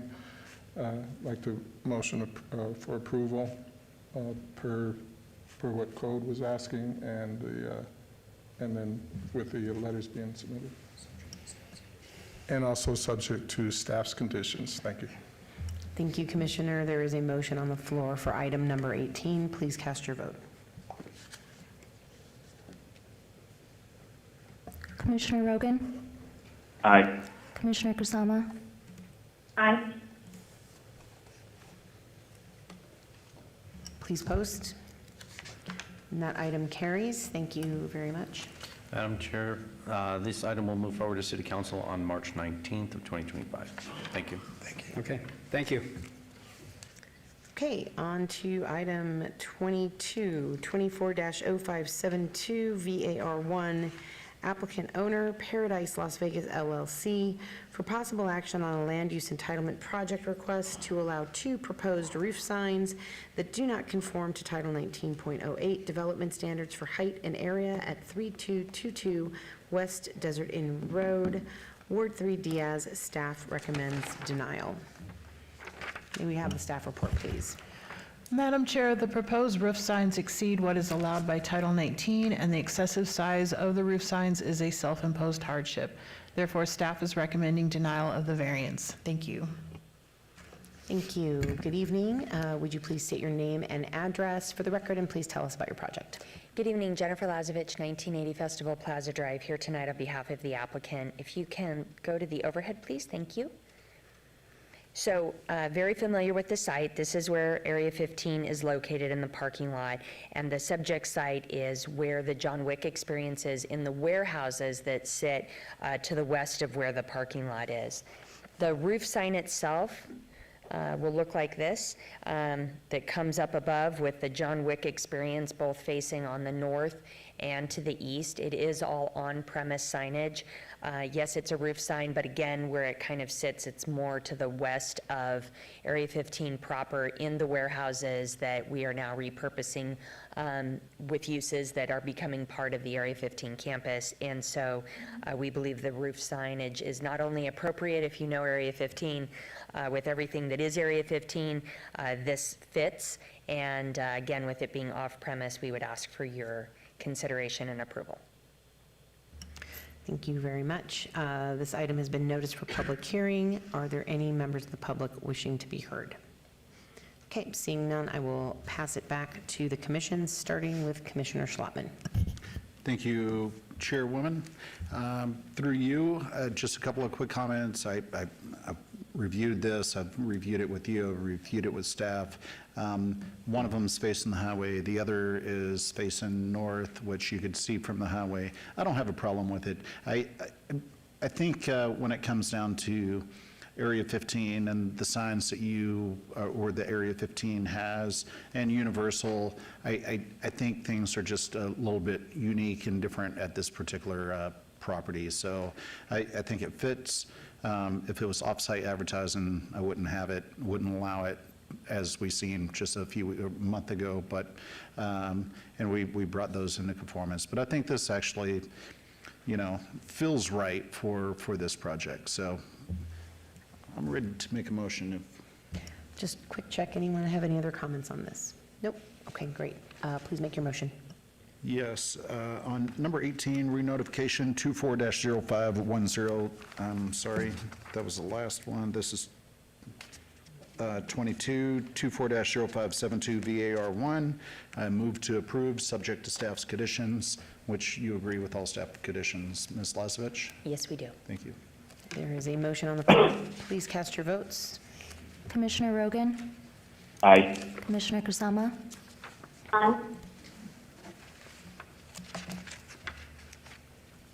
Please post. That motion passes. Thank you very much. Thank you. Madam Chair, this is final action unless appealed to the city clerk within 10 days. Thank you. Thank you. Item number 23, 24-0608-VAR1, variance, public hearing, applicant owner Blanca I. Gonzalez Orozco for possible action on a land use entitlement project request to allow an existing residential accessory structure, casita, that does not conform to Title 19.06 development standards for placement and separation on .14 acres at 312 Zion Drive, APN 138-36-215-004, R1 Single Family Residential Zone, Ward 1, Knudsen. Staff recommends denial. May I please have the staff report? Madam Chair, staff finds the requested variance to be preferential in nature and a self-imposed hardship, as interior access from the converted garage to the main house is feasible. Therefore, staff is recommending denial. Thank you. Thank you very much. Good evening. If you could please state your name and address, and please tell us about your project. Hi, good evening. My name is Blanca Gonzalez, and my is Diana Rocha. My address is 312 Zion Drive, Las Vegas, Nevada, 89107. And I'm doing this project to help my sister. I bought a house a year ago, and now she's getting divorced, so we're planning to live together. I'm a single mother, and well, the economy is not really good for the mortgage, so we're trying to help each other, but we never thought it would be too hard to do this based on the location of the walls of the garage. Sorry. Anything else? Well, I'm doing all this basically to help my sister and help myself, because we both need help each other. Okay. So. All right, thank you. This item was noticed for public hearing. Are there any members of the public wishing to be heard? Okay, seeing none, I will pass it back to the commission, starting with Commissioner Rogan. Thank you. I have a question for the applicant. My question is, are you able to put a door between the garage and your house? To go direct to the house? No. Yes. Because Why not? the wall, it goes with the house. One part is a room of my son, and the other part is just, it is a hallway, the closets. Okay. So Well, I think the only way to make a door is remove the closets and make a hallway, so it's a little bit harder. Okay. I think on this one, I need to come see your house, ma'am. So would you be agreeable to continuing this for 30 days so that I can come visit you? Mm-hmm. Okay. Thank you very much. I guess then my motion is going to be to obey this project for project number 24-0608VAR1 to the Planning Commission meeting in March. Thank you. Okay, seeing no other comments from the rest of the commission, there is a motion on the floor. Please cast your votes. Commissioner Kusama? Aye. Aye. Okay, please post. And that motion carries. All right. All right, Thank so you. then that will be in March 11th. So Thank you. Thank you very much. Next, let's go to item number 24-0638 VAR1. Applicant owner Martin Mendez Nolasco for possible action on a land use entitlement project request to allow an existing patio cover carport and a proposed patio cover porch that do not conform to Title 19.06 development standards for setbacks, placement, size, and lot coverage at 4921 Elmhurst Lane, Ward 5, Summers, Armstrong. Staff recommends denial. May we please have the staff report? Madam Chair, the existing carport was previously constructed in the side yard without a building permit. As the hardship is self-imposed and there's no practical difficulty related to the site's physical characteristics, staff recommends denial of the variance, subject to conditions if approved. Thank you. Thank you. Good evening, sir. Can you please state your name and address and tell us about the project? Good evening. My name is Adrian Plata at 5940 South Rainbow Boulevard on behalf of the property owner. So over here is the unpermitted, already constructed carport. It was, the owner had advised me he purchased the property like that. And the way we started out, producing these plans for the owner is that he wanted to do this front porch. And then we went on site and we discovered that they had this. So when he described the front porch to us, we were aware that it was going to be intruding on setbacks. So we told him, hey, it's not a guarantee, but maybe we can try to keep this existing carport. You will have to provide a 1-hour fire-rated wall, which in our meeting with Rod Clark, he did advise on that, and not that it weighs anything, but we've done a similar firewall on other carports, and there are others in the neighborhood like this. So we are requesting that this unpermitted carport and also this new front porch be allowed. And this is a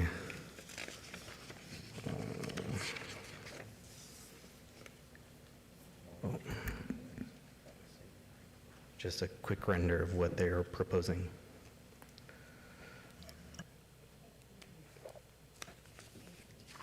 Thank you. This item was noticed for public hearing. Are there any members of the public wishing to be heard on this item? Oh, sorry. Yes. I also have letters from neighbors I can, that the owner provided to me. I can submit them in. Sure. If you want to provide those to the clerk, that would be fantastic. Okay. Seeing no one for public hearing, I'll close the public hearing and pass it back over to the commission, starting with Commissioner Munford. Thank you, Madam Chair. Planning Department, I had a question for them. So is the real issue on this with the carport, if I'm hearing and understanding it correctly, if they were to put a firewall, would that kind of help out the situation in terms of maybe allowing them to move forward with this? Or what's your thought on that? Madam Chair, through you, it would allow the project to possibly be continued on the site rather than torn down or altered in some fashion. Okay. And then there's the issue of the new porch that encroaches into the front yard setback. Okay.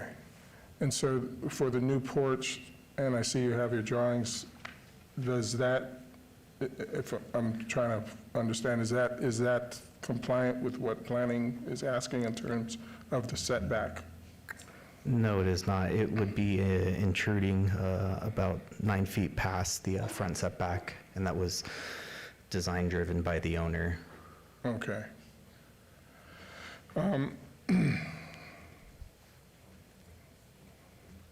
Is there any, are they willing to change, what would you recommend maybe to make for that front porch? Is there any solution that you have with that to make it more acceptable in terms of its setback? Well, to conform with the the zoning, it would be to meet it, which would mean to push it back 9 feet. I believe that would leave it about a 5-foot cover. I'd have to check with the owner if that is something he would still want to proceed with. Okay, because I wouldn't have an issue if you could move it back where it complies with zoning. And also, it sounds like, you have plans on putting that firewall in. If those conditions were met, I wouldn't have a problem on approval, subject to those changes. Okay. So I motion to approve this, subject to those changes, to make it on the patio that it complies with zoning, to move it back. If I understand, that's 5 feet?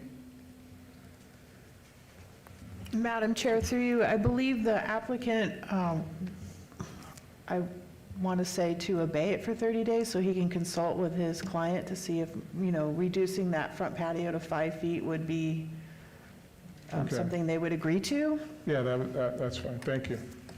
Move to obey it for, what would that be, 30 days? 30 days. March 11th, so you can go talk to your client to see if that would be something that they would be willing to do. Yes, that would work. All right. Okay, great. There's a motion on the floor. Please cast your votes. Commissioner Rogan? Aye. Commissioner Kusama? Please post. And that motion to obey carries. Thank you very much. Item 27, 24-0646 VAR1, applicant owner Jose Hadagi for possible action on a land use entitlement project request to allow an existing accessory structure, storage, and repair shop building that does not conform to Title 19.06 development standards for setbacks, size, and coverage at 1020 East Oakey Boulevard, Ward 3, Diaz. Staff recommends denial. May we have the staff report, please? Madam Chair, the accessory structures were constructed without a permit and exceed what is allowed for lot coverage. Additionally, there are no extraordinary conditions in regards to the subject site that would create an undue hardship to the property owner if the zoning code is complied with. Therefore, staff recommends denial of the variance. Please note additional documentation of protest was received after publication. Thank you. Thank you. Good evening again. If you could please state your name and address for the record and tell us about the project. My name is Adrian Plata at 5940 South Rainbow Boulevard. So this, I'm here on behalf of the property owner who is beside me to answer any questions if they arise. So originally there was a unpermitted accessory dwelling unit, and while we worked with staff, we were able to, and the owner, to make it just a proposed addition and patio. And we are trying to utilize a lot of the existing elements that were previously there. Like there was previously an approved patio, so we're trying to use some of those elements and the elements that were constructed, and so that way we can still keep some kind of addition, and that's all for this attached portion. For this detached one, the side storage areas are built of CMU and were there before the owner had bought the property, and they constructed the middle portion. And while it is all intruding on the side setbacks and everything, the owner is aware that if approved, we would have to get fire rating through the building department. But our first step is to kind of tackle the existing elements here to get the planning approval. I do have an enlarged floor plan of this attached addition. It will be an addition now to the single-family residence. And then this is going to be the existing storages on each side. And they do have a bathroom back here with just more storage. There's lots of storage. We do have some renders that we tried to create. Here you go. And this is what it would look like, end product. If you have any questions, I'm here to answer them.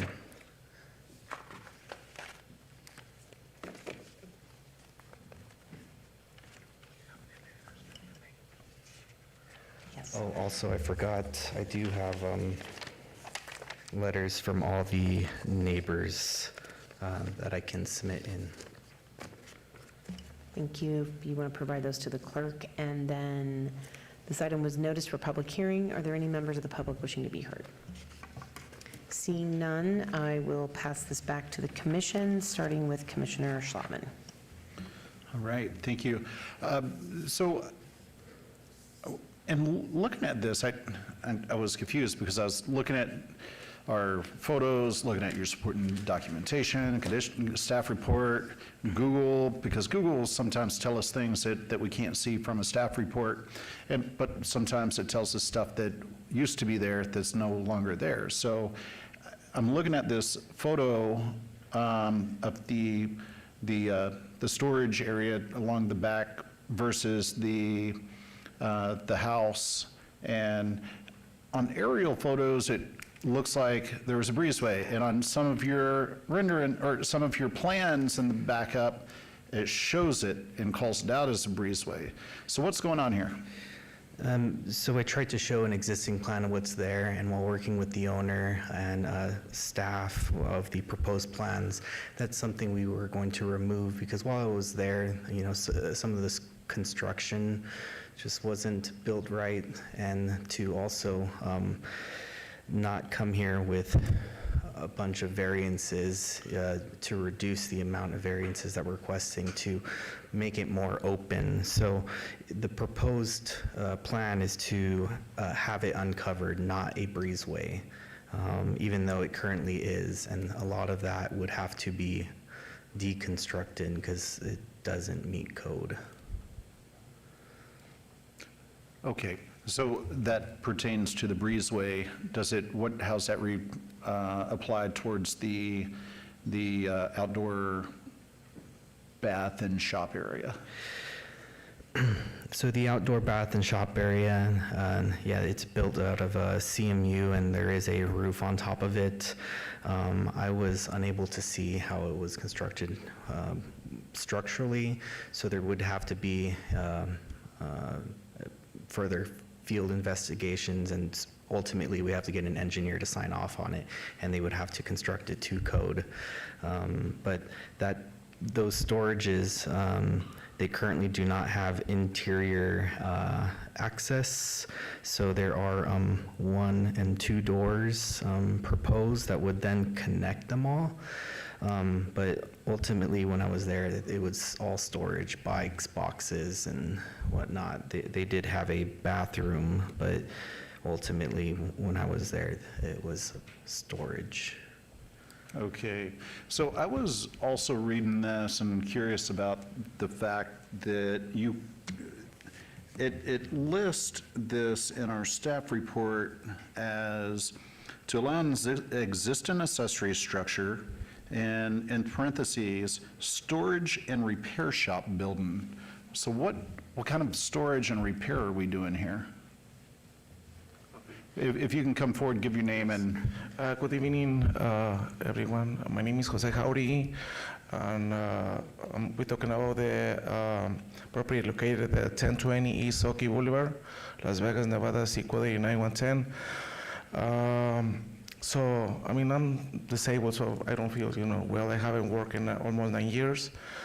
I have a chronic pain, so I buy this property how it is. I'm just being, making nicer from the inside. And those storage, like Adrian said, they are being, I don't know since when, but they are brick.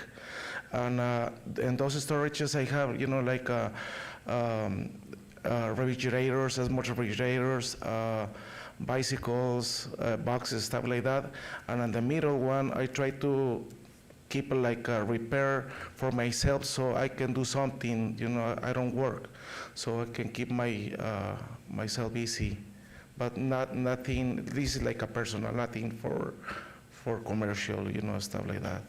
Okay, because I had a couple of calls from people that said they've seen a lot of repair work going on in your front yard and felt that this is a commercial repair shop. No, they were confused. The tenant, told me that, say like, oh, they're gonna do like a repair shop. I say, no, this is just for my own.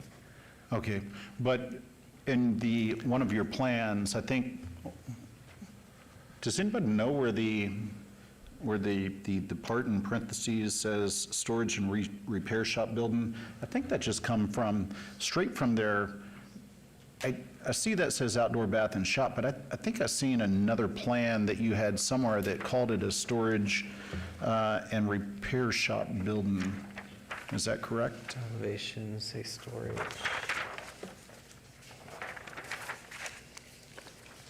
Proposed floor plan, outdoor bath and shop.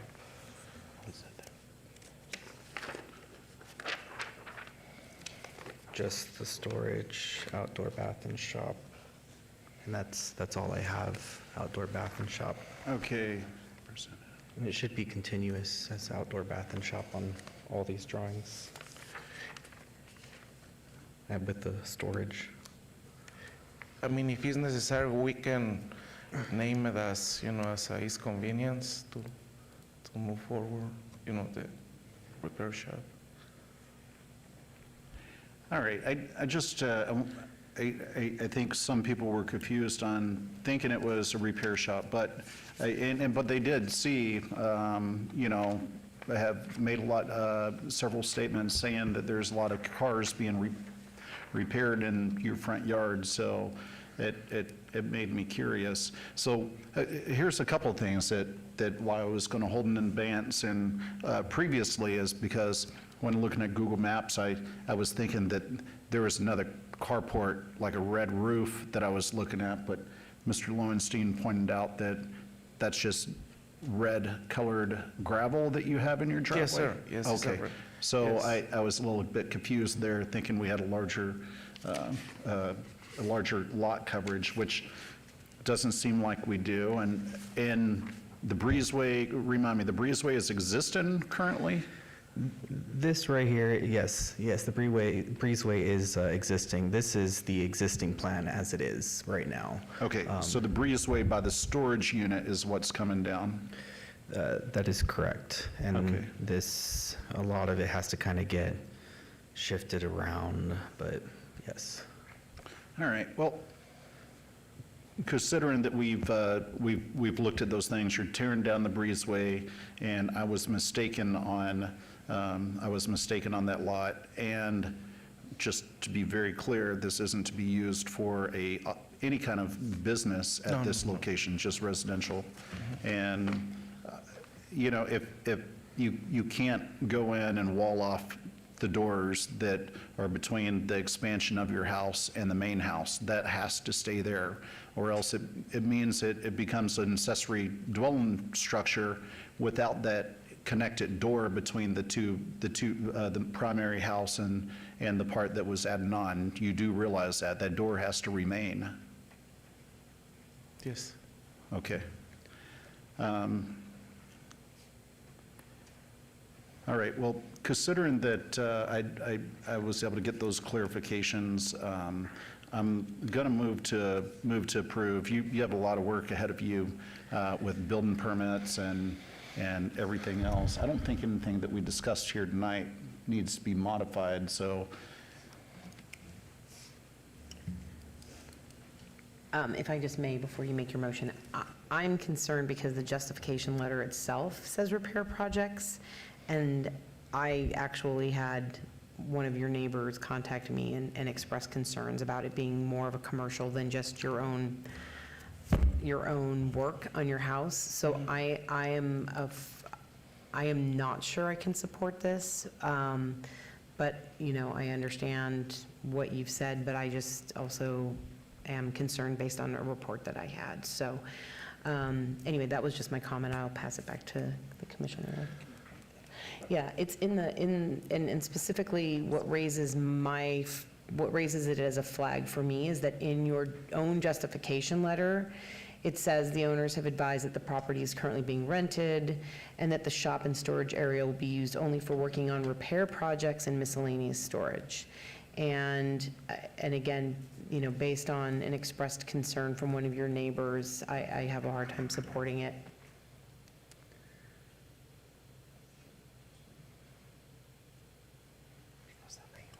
Madam Chair.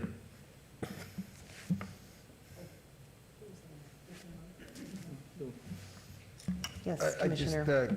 question is, how are we mitigating the zero setback against that wall? I mean, how are we fixing that? Using the existing block wall as part of your structure? If we're talking about the fire rating, because we have to meet a 1-hour fire rating because we're less than 5 feet, yes, we would use the CMU as part of it, and we can utilize some spray foam on the roof, a lot of foam and a lot of fire retardant materials to basically replace as needed to make everything within 5 feet, 1-hour fire rated. And I share the same sentiments as the chairwoman and Commissioner Slotman I just feel very uneasy that this is a repair place and it's not going to be used as storage. Just by the smell of the room and the tone of the comments, it's hard for me to get behind it too. I just honestly just feel that that's exactly what it would be, and it's kind of hard for me to get behind that one as well.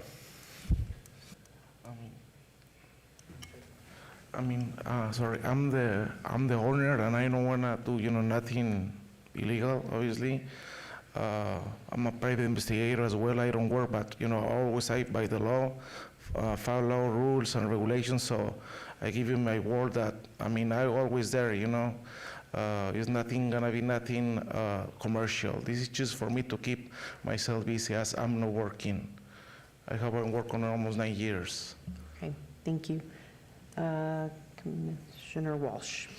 Yes, can you go back to the floor plan with all the existing levels there? Yeah, right here.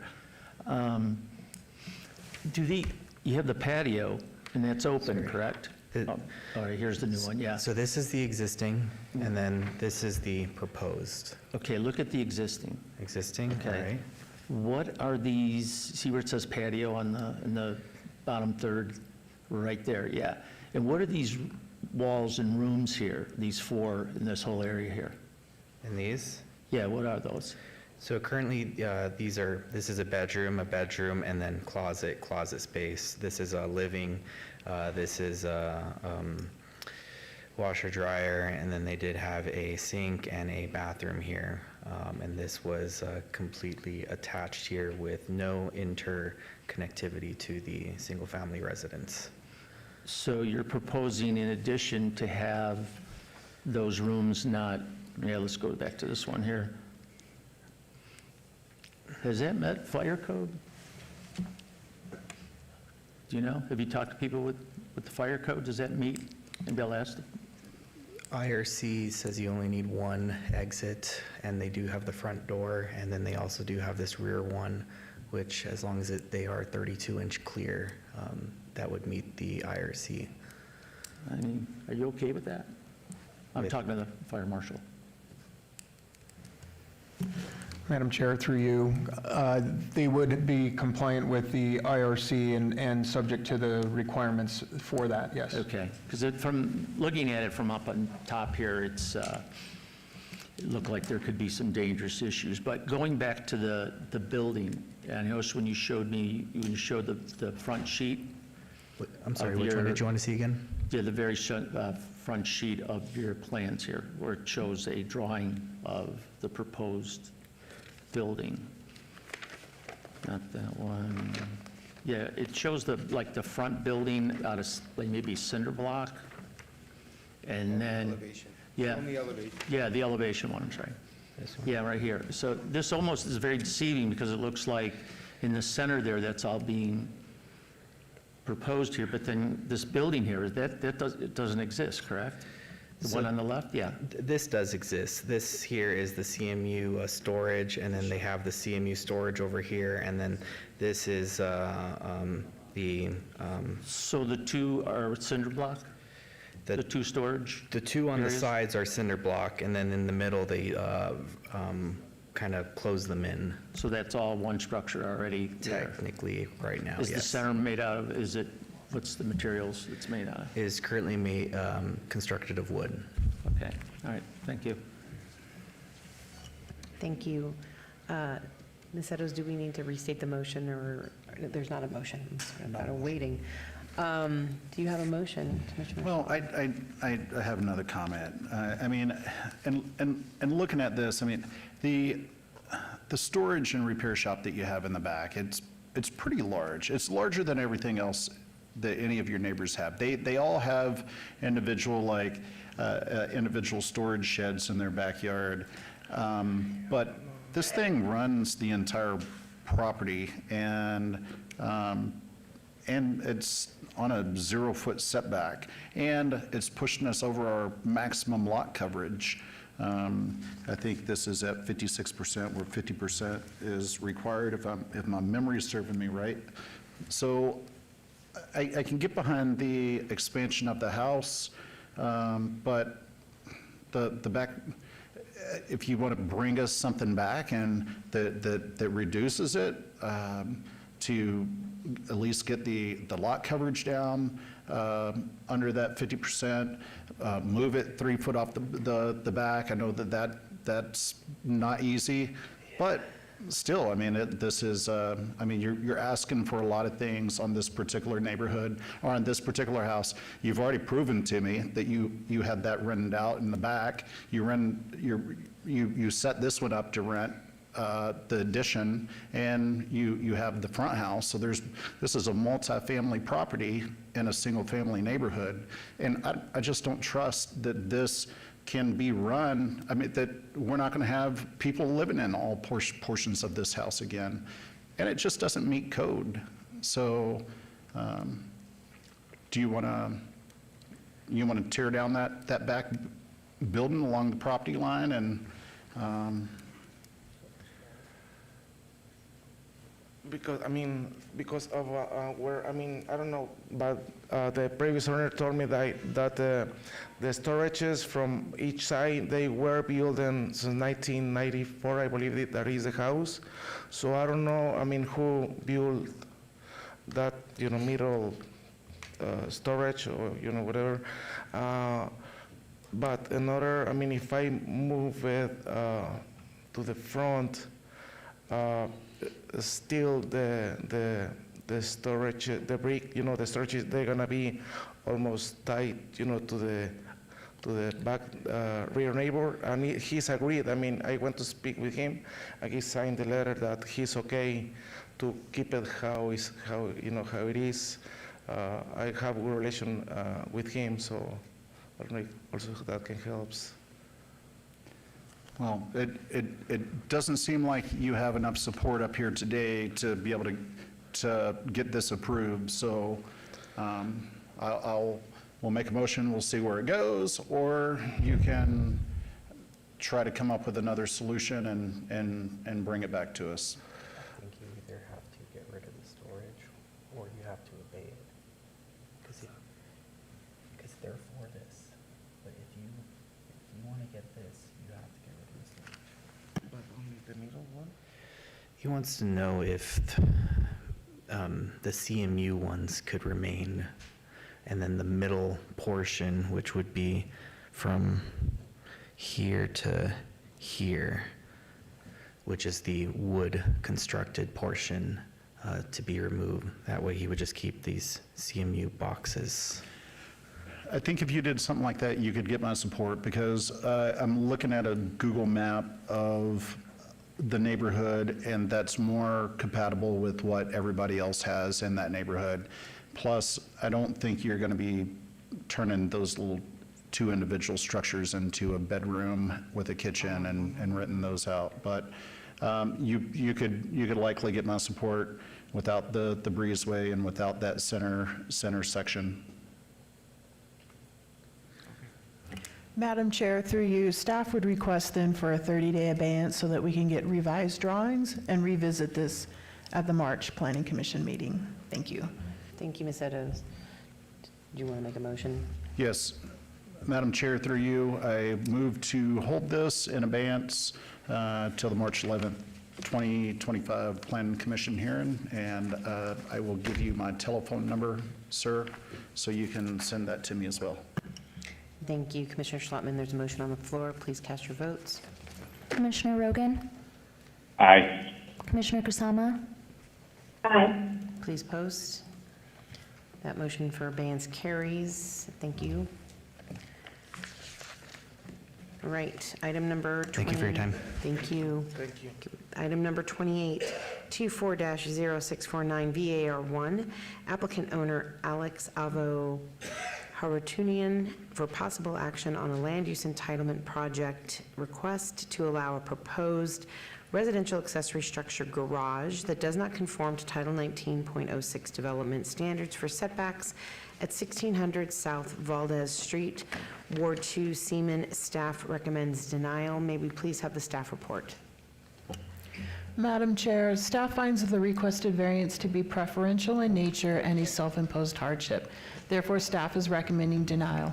Please note additional documentation of support and protest was received after publication. Thank you. Thank you. Is the applicant here?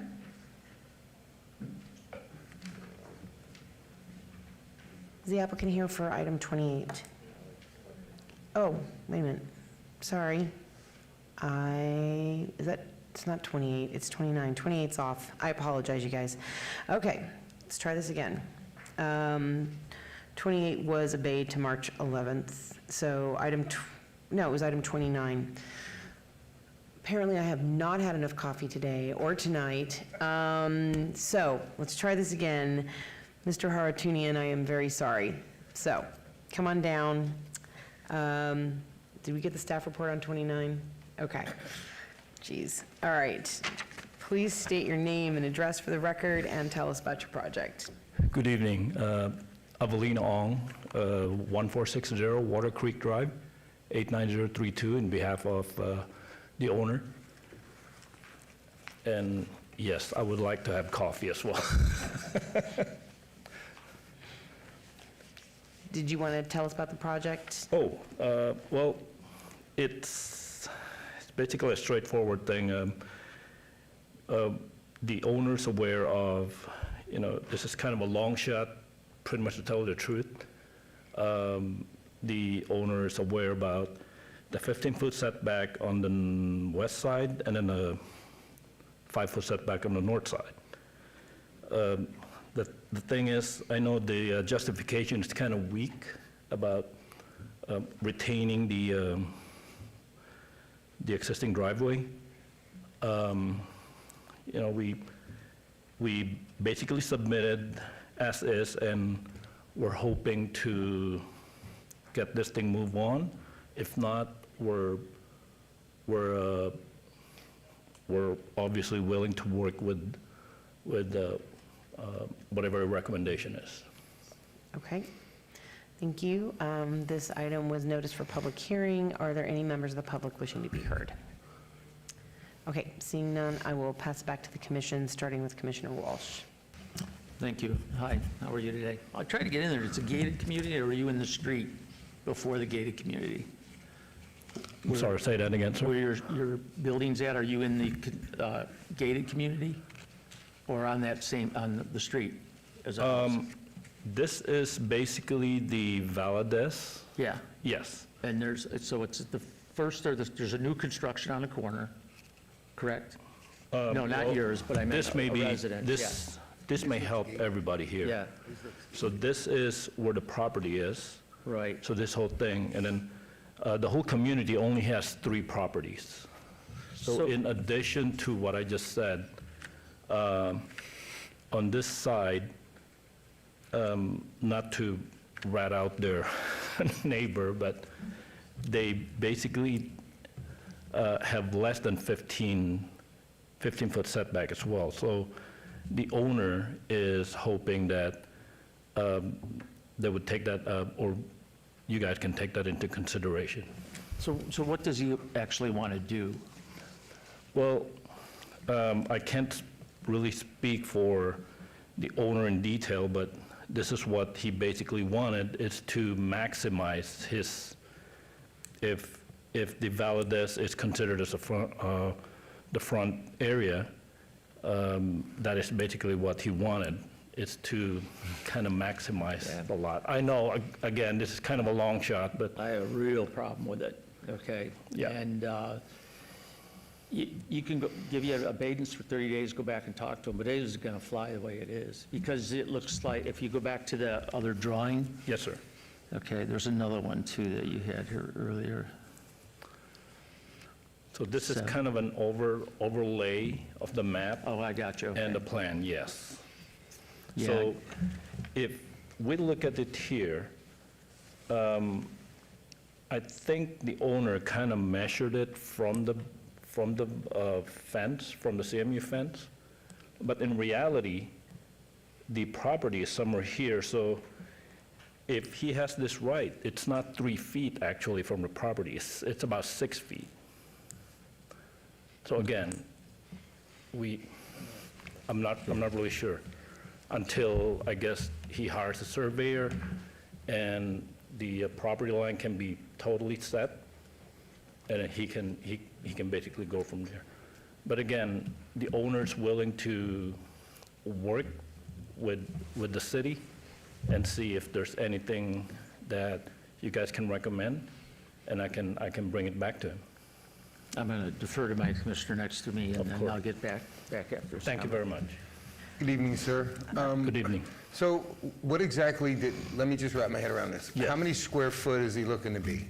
2,500 square feet. 2,500 square It's foot. 50 by Garage? 50. Garage? Yes. So let me ask you, I mean, what is the intent of that garage? 2,500 square feet is pretty big, so. It is. What's It the is intent big. for the garage? It's pretty much not a normal detached garage. He has a lot of, not a lot, but some collector cars. Okay. And of course, some of the cars that they own currently are overflowing the driveway. And that's basically the purpose of this 2,500 square foot. So would it be, I mean, I could get my head around it if he just conformed with the setbacks. I mean, it looks like to me, yeah, it's an odd shape and a self-imposed hardship, of course, by, the way you got it, but how much of a difference is it really going to make to just conform with the proper setbacks? And I mean, I could get behind it all day long, especially for the use you're using it for. But I just don't, I mean, it looks like you have the room to make it work, even though it is in, a weird shaped corner right there. The size of that property is massive. I mean, I don't see why you couldn't make it work with the setbacks, and I could totally get behind it at that point. Sir, I'm not gonna lie. I basically discussed this with him as well. And it's like, look, let's submit how I wanted it. I'm like, okay, let's do it. But, again, it's a long shot. I'm not gonna lie. I basically laid out everything to him, and this is how he wanted it as an owner. And obviously, I basically told him that there's going to be a 50-50 chance, or maybe 60-40 chance that this can get approved. So, and again, he's willing to work with the city. Why don't we put him in 30 days to meet next month, and you sit down and meet with staff to find out how you could resolve the proper way that this is to be fit. Definitely. Because from that one earlier drawing, it looked like there was 9 cars in it or something like that. Do you have, how Well- many cars were there, 9 or 6? Or I couldn't tell. It sort of moved sort of fast, you know what I mean? Yeah. Can you put that up? Do you have it? Oh, Yeah, with the cars. Oh, here, yes. Yeah. Sorry. Yeah, so if this is the structure we're talking about here in the upper right-hand corners, so far, I can't tell if it looks like 1, 2, 3, 4, 5, 6 cars already. It almost sounds like he's making a mini museum in a residential area. And you might want to go back to staff and find out what's workable and what's not. No, or you could just have us vote on it, and I don't think you want to do that, right? Because I can't approve it or recommend approval.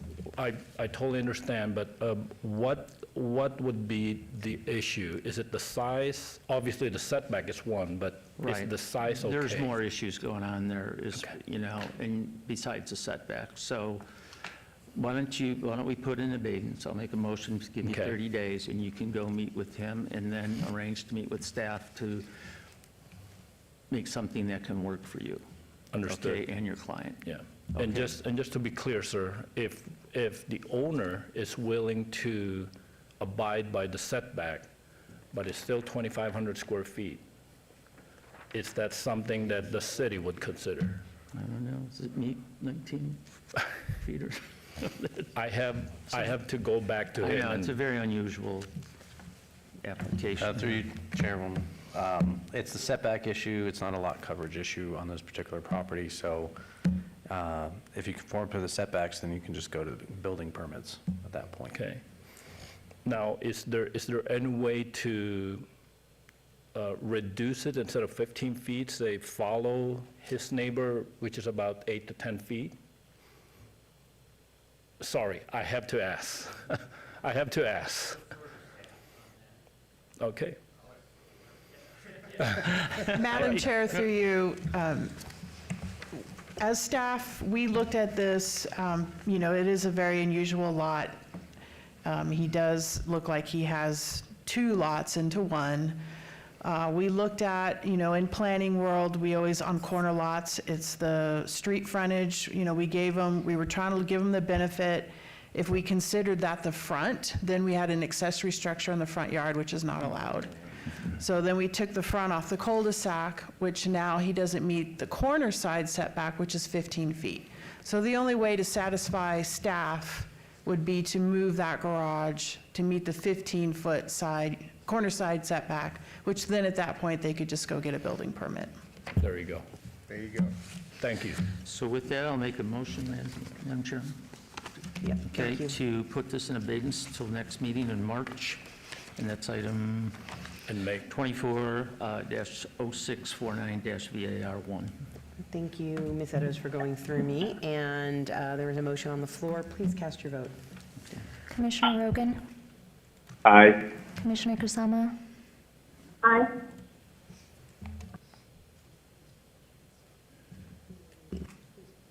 Please post.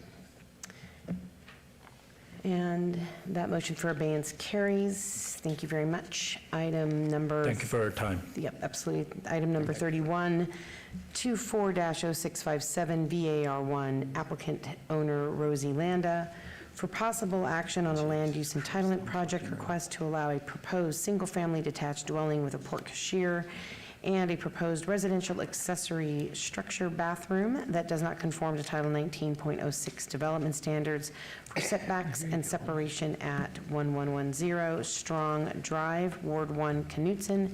Staff recommends denial. May we please have the staff report? Madam Chair, staff finds the requested variance to be preferential in nature and a self-imposed hardship. Therefore, staff is recommending denial. Please note additional documentation of support and protest was received after publication. Thank you.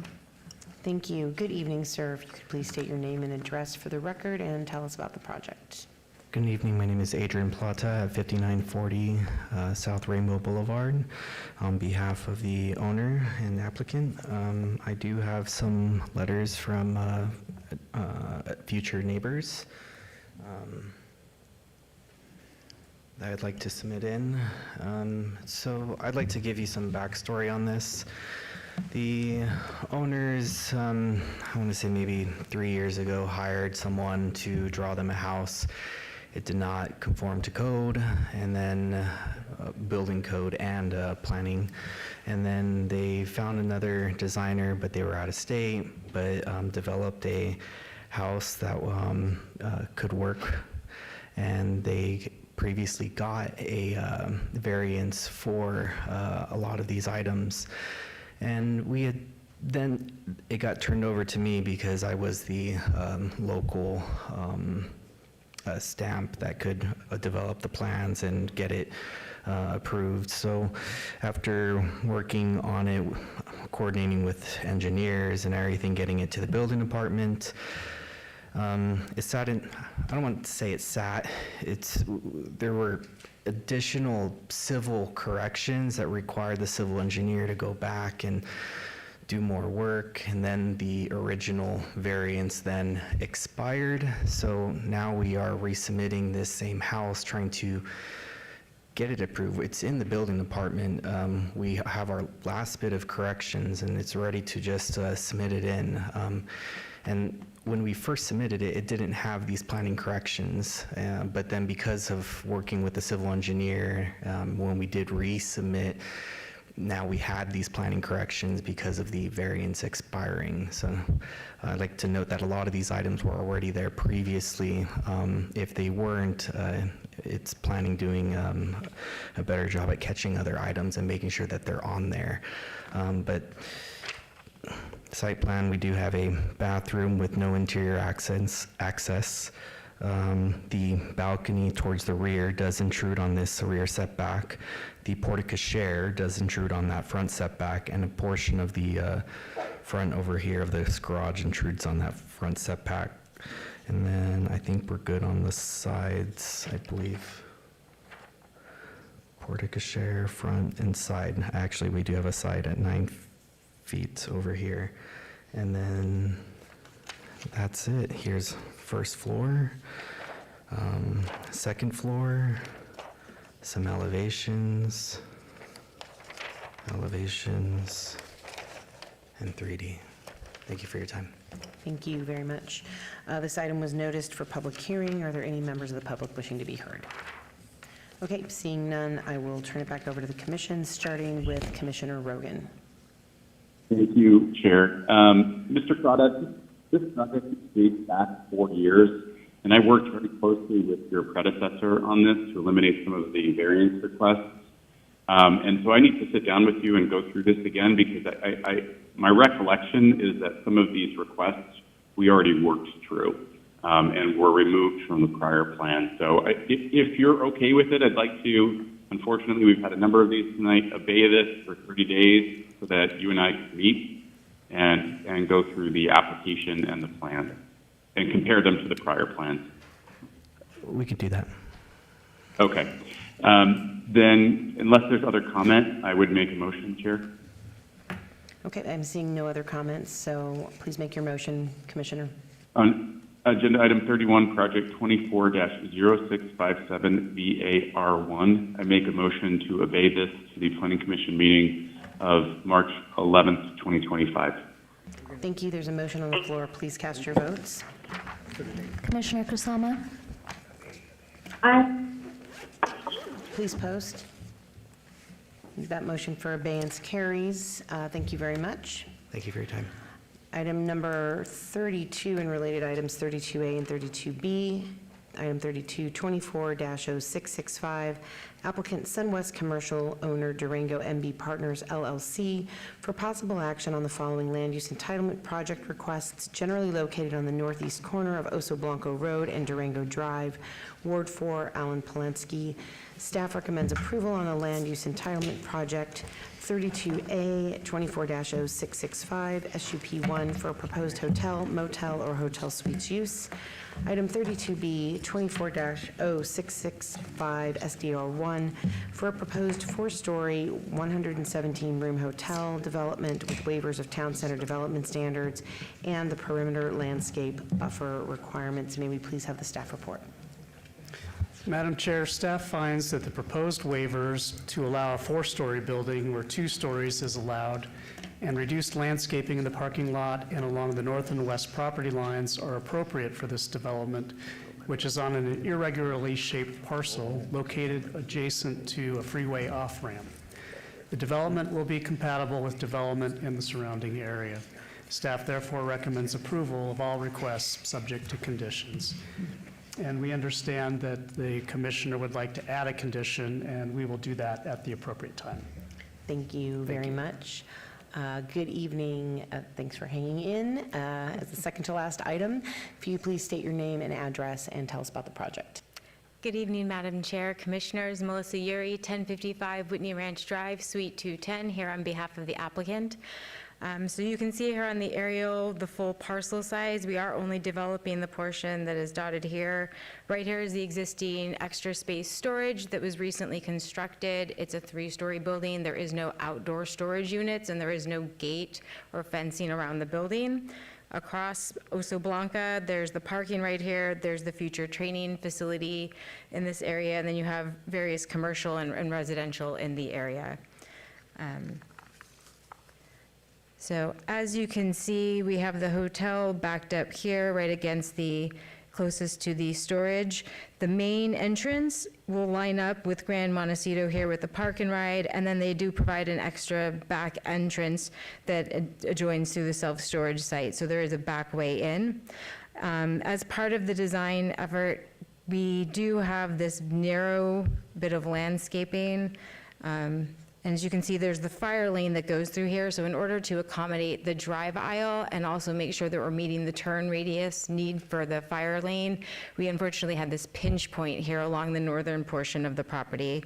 So as you can see from the landscape, we do have ample landscape throughout the site. However, we're unable to meet the 8-foot required setback right there, so it does go down to 6 inches. Unfortunately, because it is so narrow, it doesn't allow really for any plantings in that particular area.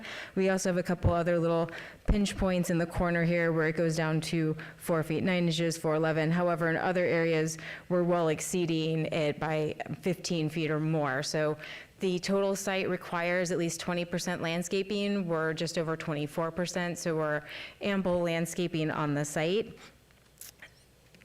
And, oops. So as mentioned, this particular hotel, it is a 4-story hotel. There is an interesting conflict within the town center code that unfortunately in the service commercial, they require a maximum of 2 stories. However, the special use permit requires a minimum of 3 stories. So we do have the 4-story hotel that does meet that requirement. As you can see here, it is a Hilton brand hotel. It is planned to be a Hampton Inn.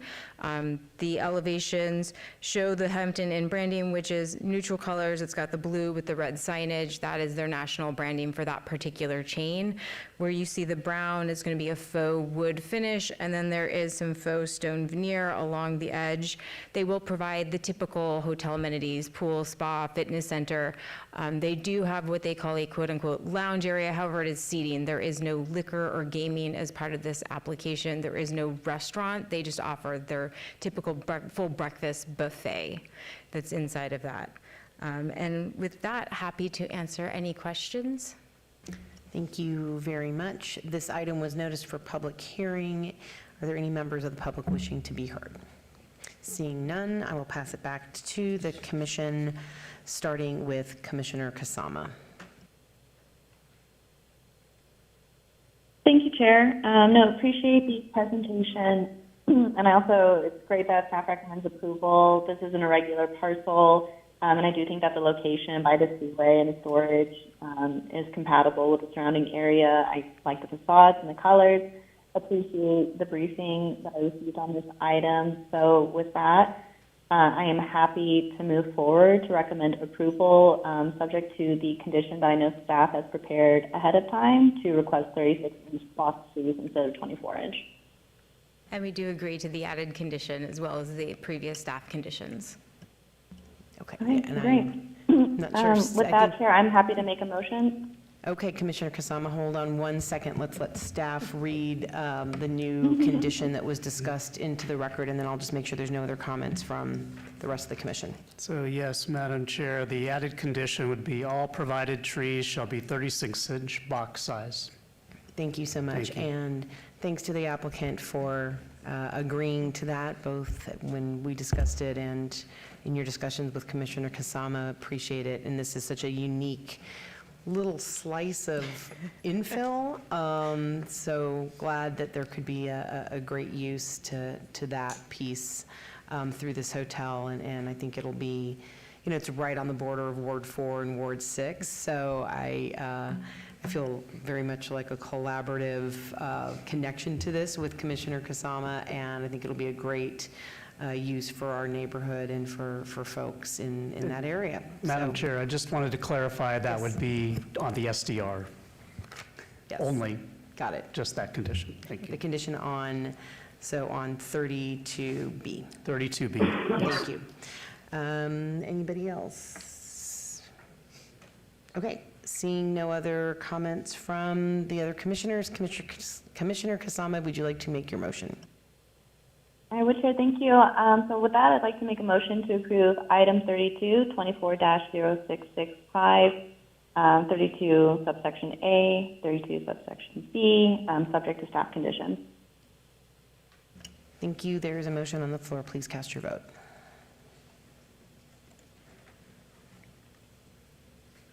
Commissioner Rogan? Aye. Okay, please post. And that motion carries. Thank you. Thank you. Madam Chair, this is final action unless appealed to the city clerk within 10 days. Thank you. Thank you. Item 33, 20, and related items 33A through C. So item 33 is 24-0667, applicant Legera Development LLC, owner Nola Star Holdings LLC, for possible action on the following land use entitlement project requests on the west side of Rancho Drive, approximately 650 feet north of Smoke Ranch Road, Ward 5, Summers Armstrong. Staff recommends denial on the land use entitlement project. Item 33A, 24-0667 VAR1, to allow 355 parking spaces where 448 parking spaces are required. Item 33B, 24-0667 SUP1, for proposed 38-foot tall buildings within the 35-foot restricted area of the Airport Overlay District. Item 33C, 24-0667 SDR1, for a major amendment to an approved site development plan review, SDR 73295, for a proposed 28-unit expansion of an improved 3-story, 224-unit multifamily residential development, a 2,294 square foot expansion of an improved 1-story, 2,700 square foot clubhouse and a parking lot reconfiguration. May we please have the staff report? Madam Chair, the applicant is proposing modifications to Phase 3 of a multifamily development that has resulted in the need of a parking variance and a special use permit to allow the height to exceed the airport overlay limits that staff is not able to support. Therefore, staff is recommending denial of all application. Please note additional documentation of protest was received after publication. Thank you.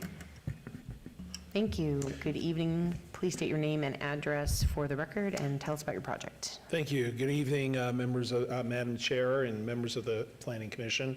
My name is Bob Gronauer, 1980 Festival Plaza Drive. I'm here representing the applicant and developer on these matters that are before you.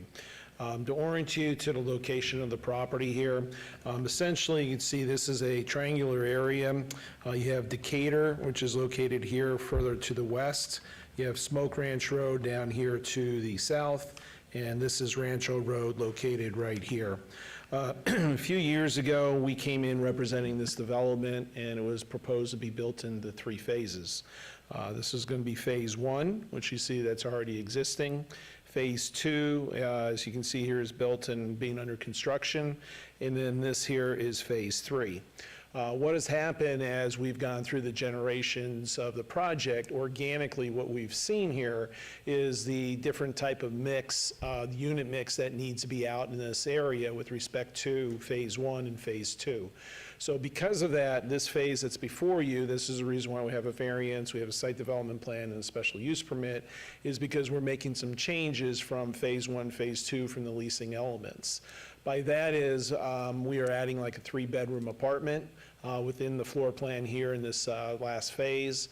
We are also adding more studio apartments, because what we've noticed is more people are looking for a studio instead of a two-bedroom apartment. A lot of them have two bedrooms where one person's living in there. So the increase in density is about 28 more units that we're asking for. Because of that, it necessitates a parking variance also, because the unit mixes that have changed. Also, some of the changes in here, we're increasing the clubhouse with the additional increase in units in here. So we have more room for more amenities within the clubhouse.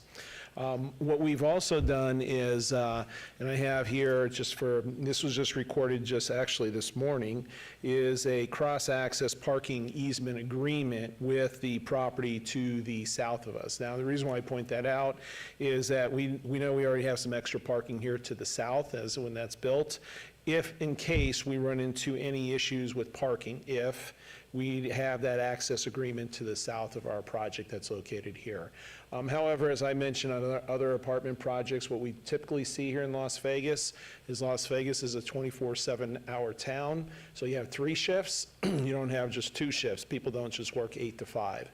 So what you'll see here is throughout the day is, we believe, just like any other apartment complex that you have, is you'll have a lot of transition coming and going throughout the 24 hours. So at 11 o'clock at night, not everybody is sleeping in his bed. There's people out there working in Vegas.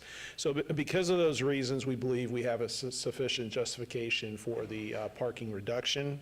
With respect to the height, in Phase 2, we have similar heights that was already approved under previously or existing, and so we believe the special use permit is appropriate. With respect to some of the landscaping here, some of the things that we're going to do is, I want to make sure that, speaking with our client, that we need to make sure that we're in compliance to the current trees and landscaping that's out onto Rancho Road, and making sure that we have all of our landscaping in place and it's healthy. So one of the things I'd like to do here is offer up, at least on Rancho, is an extra condition to have 36-inch box trees along the property here that's before you today. Out on Rancho, we think that will add a little bit more tree coverage out in this area here, and be a little bit more intense of landscaping, which you need out on Rancho Boulevard, or on Rancho Road. Rancho Drive, one of them. So anyway, with that, I'm going to just be quiet from here. I'm going to ask to see if you guys have any questions for me, and I'll see if I can answer your questions. Thank you, Mr. Gronauer. This item was noticed for public hearing. Are there any members of the public wishing to be heard? Okay, seeing none, I will pass it back to the commission. I do want to say, Mr. Gronauer, how do we always end up with you as our last item? It seems like this is a regular occurrence. But I do very much want to thank you for adding in those 36-inch box trees. I appreciate it, and I appreciate your recognition of the need to have that urban canopy along Rancho, because I was just looking at the heat map, and it's pretty intense for Rancho and Smoke Ranch. So with that, thank you for the indulgence, Commissioner Munford, for talking on your project. I will pass it to you. Thank you, Madam Chair.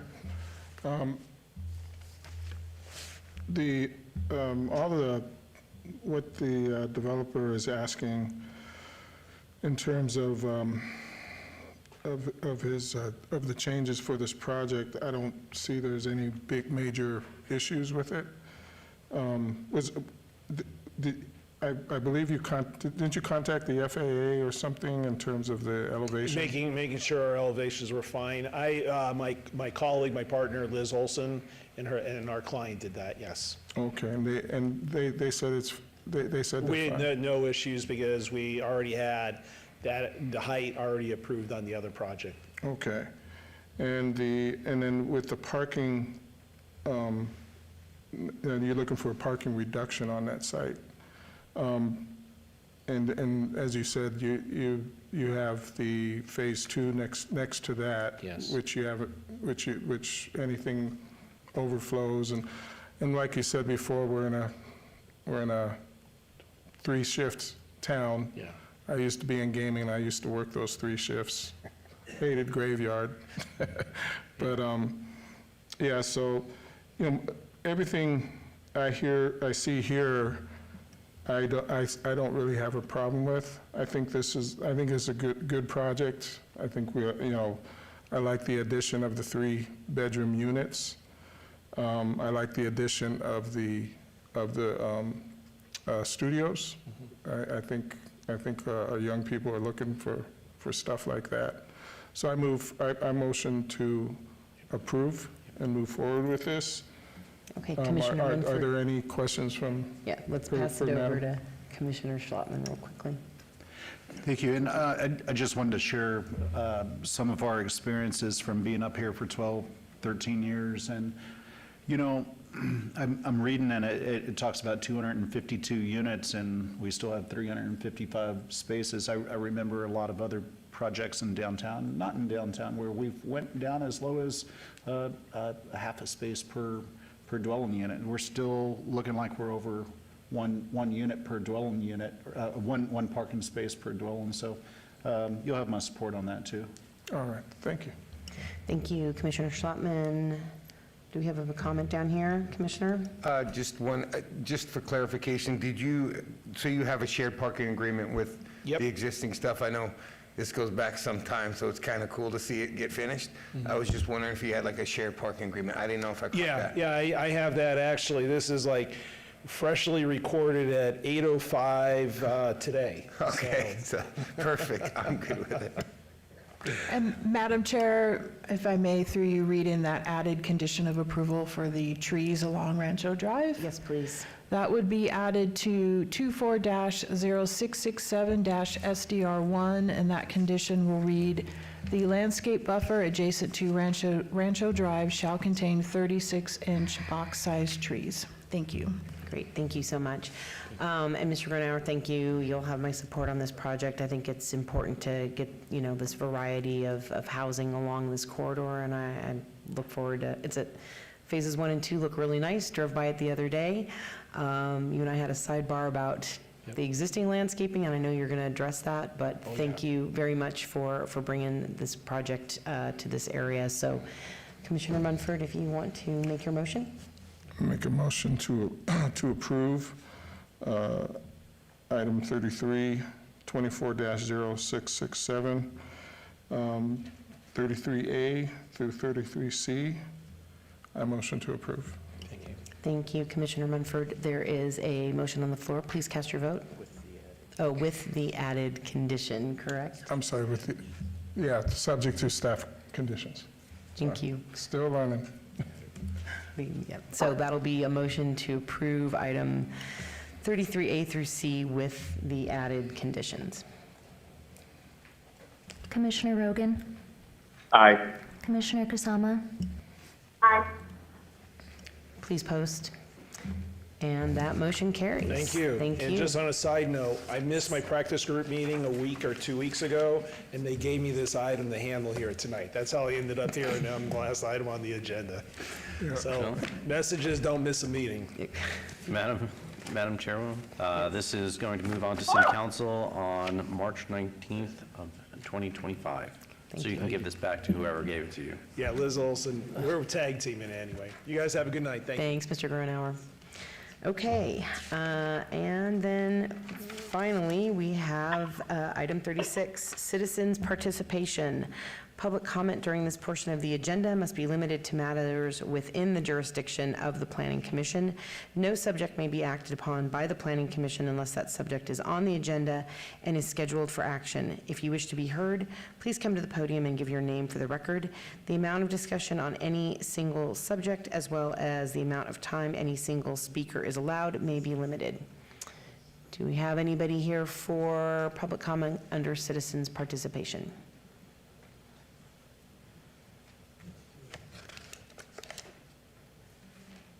Good evening, sir. Please state your name and address for the record. I'm just wondering if I'm on the agenda. I got a letter from you to be here tonight, and I was not called.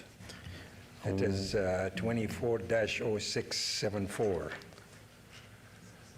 You're supposed to have a Taylor Consulting Group to be here, but he didn't show up. Through you, Chairwoman, that's item 35, if I'm not mistaken, 24-0674, is that correct? Yeah. It's That 24. item was held in abeyance to the March 11th Planning Commission meeting. Oh, he never informed me that, I just got the letter and showed up. Right. We do send letters to the representative and the owners and the applicants, so that communication would have been through your representative. The action items are also posted on the side screens. I apologize for you having to sit through the entire meeting to find out what happened at the beginning of the meeting, but you got your civic lesson for the day. Well, it's a good experience, anyhow. Oh, sir, Okay. can you please give us your name and address for the record? My name is Magdi Amer, it's Magdy Amer, and 2395 Grassy Spring Place, Las Vegas, Nevada 89135. I'm an officer of AML LLC, which is doing business as a Hush Puppy Restaurants in Las Vegas for 50 years. So, okay. Thank you, sir. See you next month. Thank you. Thank you. Anybody else here for citizens' participation? Okay. Sir, are you coming down? Nice. Love it when folks want to learn about civics. Thank you for attending and getting educated. Okay, seeing no more then, we will adjourn this meeting. We'll gavel out. Thanks, folks.